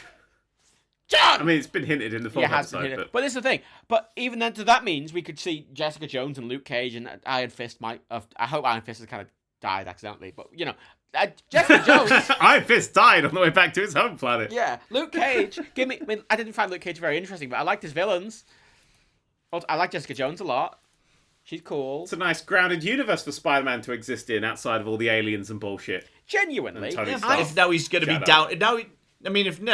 From now on, Spider-Man's not going to be doing so much Avengers World ending shit. He's just going to be on the ground in New York. Friendly well, neighborhood Spider-Man. That's a good setup for him to run into Daredevil and Jessica Jones genuinely, and whatever. I would love to see a Spider-Man TV show, like a Disney Plus show, actual show, Yeah, with in Tom the Holland. style of the It Daredevil. wouldn't surprise me if they were thinking about it, but they couldn't announce it until Spider-Man. They'd settled No Way Home. It would not surprise me if that was on the docket for the future. I don't think so, just because of the rights or a split between Sony and thinking if it's on Disney Plus and all this sort of shit. I'm not entirely sure that's going to be a thing. fair enough. I'm sure but something they I could think they arrange, just do though. more They films. could negotiate that if they really wanted to. I mean, it's a real. I think my favorite thing about that film was if you go back in time to yourself, and after watching the first Tom Holland film, go, yeah, you know what, May? Yeah, she's gonna get killed by William Dafoe's Green Goblin from the Tobey Maguire Spider-Man films. It's so fancy. You'd It's probably- ridiculous sounding and amazing, isn't it? Assume you've gone mad. Yeah, it was absolute fan service, and you know what? Fan service that actually develops characters and does stuff. It felt like a is really good the fan best fiction. fucking shit. It can be good. I mean, I think Endgame worked, and I think No Way Home worked. Yeah, not on like a structural level. You think about it for 5 seconds and it falls You apart. know what that film was? In Star Trek Generations, where they have that, they come up with this awkward contrivance for Picard and fucking Kirk to just hang out and do shit. The Spider-Man film felt like that, but good. Like they actually did it properly, whereas the Picard and Kirk was just like, oh, he's here now. Imagine if Spider-Man was like getting beaten up by all these villains and suddenly like Toby and Andrew's ones just come along on horses, just going along. Spider-Man on a horse. And then Toby dies, and then fucking Tom Holland buries him under a pile of rocks, like next to the fucking Hudson. I tell you what, I did think they were going to kill Toby. I know. I was absolutely convinced. Toby's dying, and his last words are going to be the great power, great responsibility speech, passing it on. Yeah. I 100% thought that was what was going to happen. I did enjoy Toby being one to help Tom Holland. I like that it was a Peter Parker story about Peter Parker. Yeah. It was a good story. I enjoyed it thoroughly. And if you have not seen it, we've spoiled it for you, so you shouldn't have listened I want to it. say as well, right, the Andrew Garfields. I forgot how much I liked Andrew Garfield as Spider-Man. He's an amazing actor. He's a really, really good actor. This felt like a very different kind of Spider-Man from him. It felt like he was giving it like the 100% beans. No, that's it. It felt like he was really trying, and it came across. His performance was excellent. Tobey Maguire felt like he just walked in wearing like dad clothes, like, "Hello, I've turned up." Yeah, but that's why he's the old man helper Spider-Man now. He's the Zordon That's not a complaint. Spider-Man. That's not a complaint. I really liked how much Andrew Garfield clearly tried.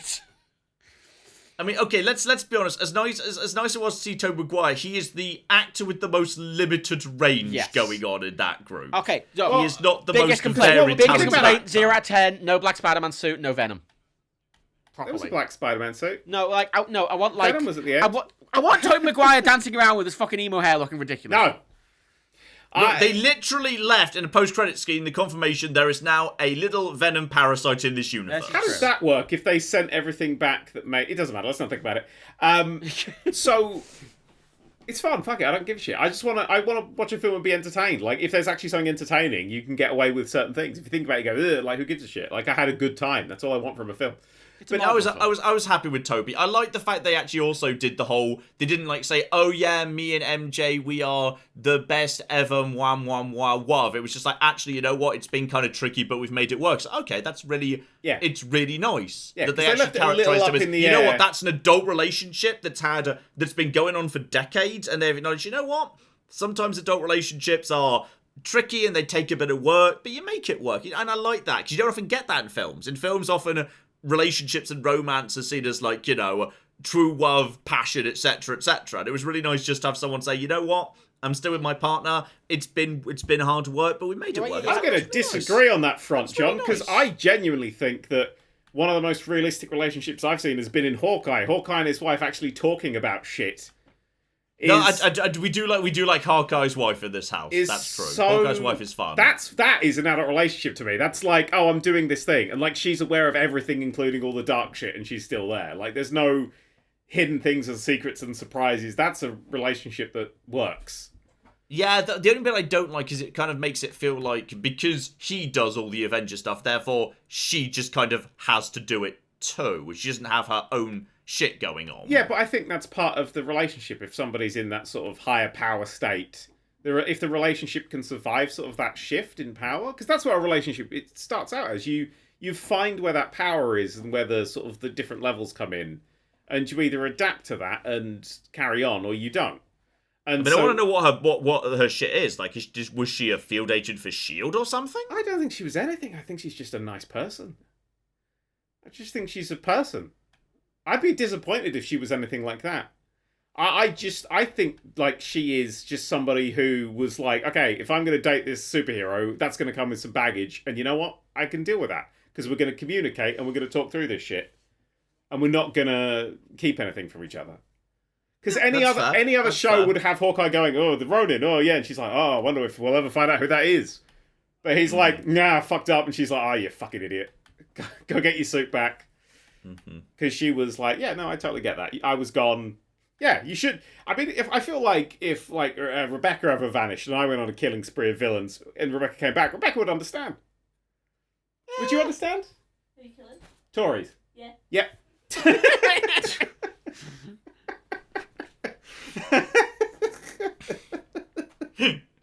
That's an adult relationship.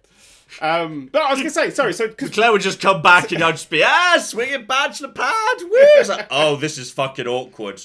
No, I didn't do... I'm going to be honest, Claire, I moved on pretty fast. Wow. It's just a harem around you. You did literally turn into dust in front of me, so there wasn't really anything to bury, which probably helped speed up the process a bit. Could you imagine hoovering up your dusty wife roommate? just sobbing while you just tears rolling down your face when you get the little tiny hand back. Oh, that's funny. You don't have a service and there's just a Hoover and an open casket. The brand of Hoovers, like the fanciness of the suit, normally, you know. Shit, they're wearing a fucking Dyson Power Max, you know, this fucking other person, Just shit, an off-brand a Henry Hoover, and you've just drawn its eyes closed. Oh, dear. Oh, no. No, I was saying, so, because with she's standing right next to something. She's standing next to the cupboard, and unfortunately, her ash has just had underneath it. And you've got to brush down. You know, oh no, which bit's Claire and which bit's just dust. Oh, fuck. It's a horrible thing, isn't it? But no, with Tobey Maguire, because they didn't get Spider-Man 4 because the script wasn't good enough, and I feel like it was never really his fault. But I feel like Andrew Garfield's Spider-Man never really resounded as well. I think it's because the films were worse. Yeah, to be perfectly honest. I'm wondering if now there's a possibility of Amazing Spider-Man 3. No. I think they'd be more interested in it now. You know what? I don't say no to that idea now. I don't hate it. I think this forbidden door has been opened, and I think we could actually do that. I feel like, because Sony could do it on their own, couldn't they? The way it's been set up, Sony could just... The Amazing Spider-Man is just Sony's own Spider-Man, and then Tom Holland's Spider-Man they could just do their own shit now. That might have been the agreement they came to settle sort of the Spider-Man thing, because this film wasn't going to really happen, and then they're like, what if we just brought everyone back? And as you say, I'm more interested in fucking Andrew Garfield's Spider-Man now, if I'm honest. I'm way more likely to go and see Amazing Spider-Man 3 now than I was before this. Yeah, 100%. Precisely, because he came back and I think like Andrew Garfield went like, okay, this didn't go well because people didn't buy me a Spider-Man thing, and he's internalized it and gone, okay, if I ever get that chance again, I'm going to do this, and then came on that script and was like, okay, I'm going to fucking nail this. I like to think that him saying "I love you guys" wasn't in the script. He just wanted to say it. I feel like, that's the that's honestly, his script note. It's like I need to say I love you. Spider-Man like having a nice hug was a very nice fight. It's got that you know, like in Endgame or even the Avengers, where you just have that nice panning shot of everyone. You're like, fuck yeah! Isn't the fact we're able to get this sort of ridiculous modern movie crossover? Yeah, it felt different to Endgame because Endgame was like this culmination of stuff. This just felt like this fucking never done before. What if all of the previous films were fucking canon? Yeah, no. It's like a Bond film with like fucking, you know, Daniel Craig's about to get beaten up and fucking Pierce Brosnan and Sean Connery turn up and start to kick the shit out. I mean, it's you know what it is? It's Doctor Who. That's what it is. It's the previous Doctors turning up and fucking about. They're always fun episodes. Maybe they're not the best stories and stuff, apart from 50th anniversary, which is great, but they're always, you know, good for a laugh, good time. Mm-hmm. But this was like, imagine if Doctor Who was owned by different companies beforehand. Because it's got so much like backstage shit that you know about that makes this feel like we're never going to see anything like this again. Like, it's this amazing is going to be at all. Yeah. That's what it is. Yeah. It's an 100%. Amazing Spider-Man coincidence that this was a thing that ever happened. Oh no, thank you. That's what it felt. It felt like you're watching it like, oh, this feels like this shouldn't be allowed. Yeah. It should be illegal. Yeah, it did actually. It was just a lot of. It was really fun, and yet it might not have been the best. Like the biggest problem with it, I think, is that you cannot really watch it as a standalone movie. You have like a lot of it doesn't really make sense. Let alone if you hadn't seen all the Tom Holland Spider-Man, if you hadn't seen the Sam Raimi films or the Amazing Spider-Man films, it doesn't make it. If anything, out of every film in the MCU, it might require the most other media to make any sense. Oh yeah. And you could pick it apart, like, you know, like when they do the fucking everything wrong with No Way Home, it's going to be like a fucking hour long. Because if you really want to be a dick, you can 100% pick it apart because nothing makes the slightest bit of fucking sense. Yeah, it's fun. But, you know, that's completely missing the point. It was a big celebration of just Spider-Man, just generally. It was like, yeah, Spider-Man, like, excellent. Yeah, but the same way that Into the Spider-Verse was a celebration of lots of new Spider-Men and felt very forward-moving, especially with the animation style. This was very sort of looking back and celebrating what had come before. Yeah. Because Into the Spider-Verse is like, Spider-Man's going to be great forever because look at what we can do. This character is so versatile. I mean, that's the genius, isn't it, of Spider-Man, is it's a full-body costume, so anyone can be under there. Anyone can imagine themselves there. Spider-Man's black. Yeah, fuck it, let's do that thing.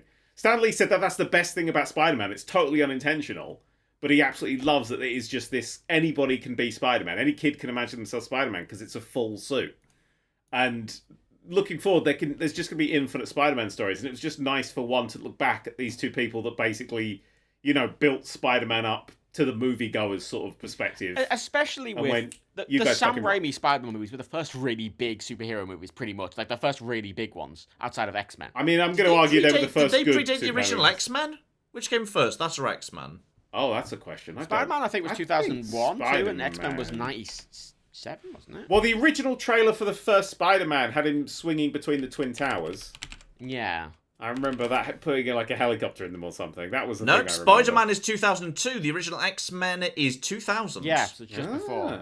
But it's the thing, I felt Was like... Spider-Man... Yeah, Spider-Man probably got delayed. But Spider-Man was the first modern, yeah. big, standalone superhero film. I mean, yeah, we had Daredevil before it, and we had fucking Blade and shit like that, but this was the first sort of teen... Or it wasn't adult, and it wasn't trying to be this really cheesy thing. It was trying to be... Oh, I think it's a really cheesy thing. I mean, Yeah, some of the fight no, scenes it's look cheesy, like but what I mean fucking is Power Rangers. it fits. It feels more modern than everything that came before it, significantly. Like, it feels like it paved the groundwork for the MCU completely. And it's nice for it to sort of... No. I think it paved the way for Spider-Man 2, which was the shit. Spider-Man 2 is when everyone went, hey, even if you don't like superhero movies, go see this film. No, but I mean the three films are overall. I don't mean the first film necessarily on its own. I just mean all the Tobey Maguire Spider-Man films. He was just the forerunner of modern superhero films in a sense. At least the standalone ones, I feel. It's perhaps worth noting that, yes, even though X-Men was very successful, Spider-Man was like 3 times more successful in terms of and box we never office. would have got... X-Men was a success, but Spider-Man was 3 times bigger. And, I don't think Iron Man would have happened unless we had big strides with Marvel, like the big Marvel character Spider-Man before that point in time, and it's nice. Yeah. I don't know. It's cool to see Tobey Maguire like as the OG like superhero in there. Yeah. I mean, I don't know. I mean, the thing is, Marvel, in theory, if they wanted to, they could do the same with X-Men. Like, in theory, if you wanted to, they could fucking bring Patrick Stewart and fucking Ian McKellen in and be like, fuck it, here they are, if they wanted to. I don't think they will. I think there's more logistical challenges there, but, like, it's interesting that they can. Plus, it's worth also remembering that back in 2008, they did release Iron Man and Incredible Hulk like a month apart. Yes. And Incredible Hulk only just made money. Barely, yeah. It just turned a profit. Just. Yeah. But, yeah. I enjoyed the fact we got a reference to that in Shang-Chi, which I watched literally before we went to go see Spider-Man, because I hadn't seen it yet. I watched 2 Marvel films back to back, and I still enjoyed the second one, so that's fun. Yeah, and they felt like very good. different films, because they are. Yeah. I know people like, what's his face? Guy who made a film about a rape that nobody wanted to see for some reason. What? Does sound like a bit of a downer. What's his face? Who did Aliens? Ridley Scott. Ah. He did Last Duel, wasn't it? Which has got it's got a graphic rape scene in it. It's the middle of a pandemic. Why does nobody want to come out to see my film? Oh, maybe because you made a miserable film during a time when people don't want to leave the house. No, it's millennials and their phones, Dan. It's millennials and their phones. That's why. It's the millennials and the phone. Because watching Spider-Man, I had my phone out all of the time. I was just like, boom, up in this bitch. Let's tweet. I want to point out, by the way... You know what I really enjoyed on Twitter, by the way? That I think it was on the launch day in America. The top trend on Twitter was like, don't get caught in a web of spoilers, but the reviews for Spider-Man are in. Followed immediately by, also trending with Andrew Garfield. So, well done. Well done, Twitter. I must that admit, was incredibly well done. I didn't know if we were going to see Andrew Garfield and Tobey Maguire in that film. I didn't know. I felt... I was like hoping, because I'd heard like whispers and shit and all that, but it felt like CM Punk coming into AEW. Like you're like 95% sure, but that 5% of doubt makes because it was just announced, it's like, oh, there they are. But like that 5% of doubt adds so much to that reveal. Yeah. I know he wasn't on a horse and I was disappointed about that, but having it Spider-Man, I'll be like, oh shit, come on, that's big eyes. There's big eyes there. And when he came out and took his thing off, it's Andrew Garfield. I can't remember what I did, but I was like, I made a movement with my arms. Yeah. I went, yes. There were a few whoops. There were a few whoops in my showing. Something else, by the way, the great thing, even though we went to Spider-Man on a Friday night after it just came out, because Tiny lives in the middle of nowhere. There was no one else in the cinema. It was like there's two other people there. Yeah, I deliberately went for a middle of the day nothing Thursday showing, so it wasn't the first day, and it was like a random showing during the day to try and keep it as empty as possible. Yeah. It's Which it was pretty quiet. Good. I did a COVID test this morning, and I passed. Did you pass? Yeah, I passed. This would be the time. This would be the time to say you're only one room away from me right now. Because for some reason Matt is actually here, but didn't want to be here because he's like, oh, the audio quality shit. Oh no, he's coming. Oh god, no. Oh Jesus. Oh no. Oh no. Oh, dog's gone for Now the real trick would be if he somehow manages to appear behind me afterwards. Hello. That'll be really fucking impressive. Go talk to John now. Okay, he's gonna go talk to John. Okay. Hi, John. Ah! Hi. Well, That would be one hell of an impressive trick right now. holy That shit! reveals I've just at this seen how long point. we've been talking for. Yeah. The longest PodCats ever, possibly. I thought we were an hour in. Okay. No, we're Well, not. I was going to try and finish up now anyway. Well, while Matt finishes himself off, Wow. what have we learnt today? John learnt how electricity worked. No, I didn't. I learnt how electricity worked. No, you didn't. And Matt learnt nothing. That's true. Good night, everybody! I was waiting for a response from Matt, but fuck it, yeah, bye! Bye.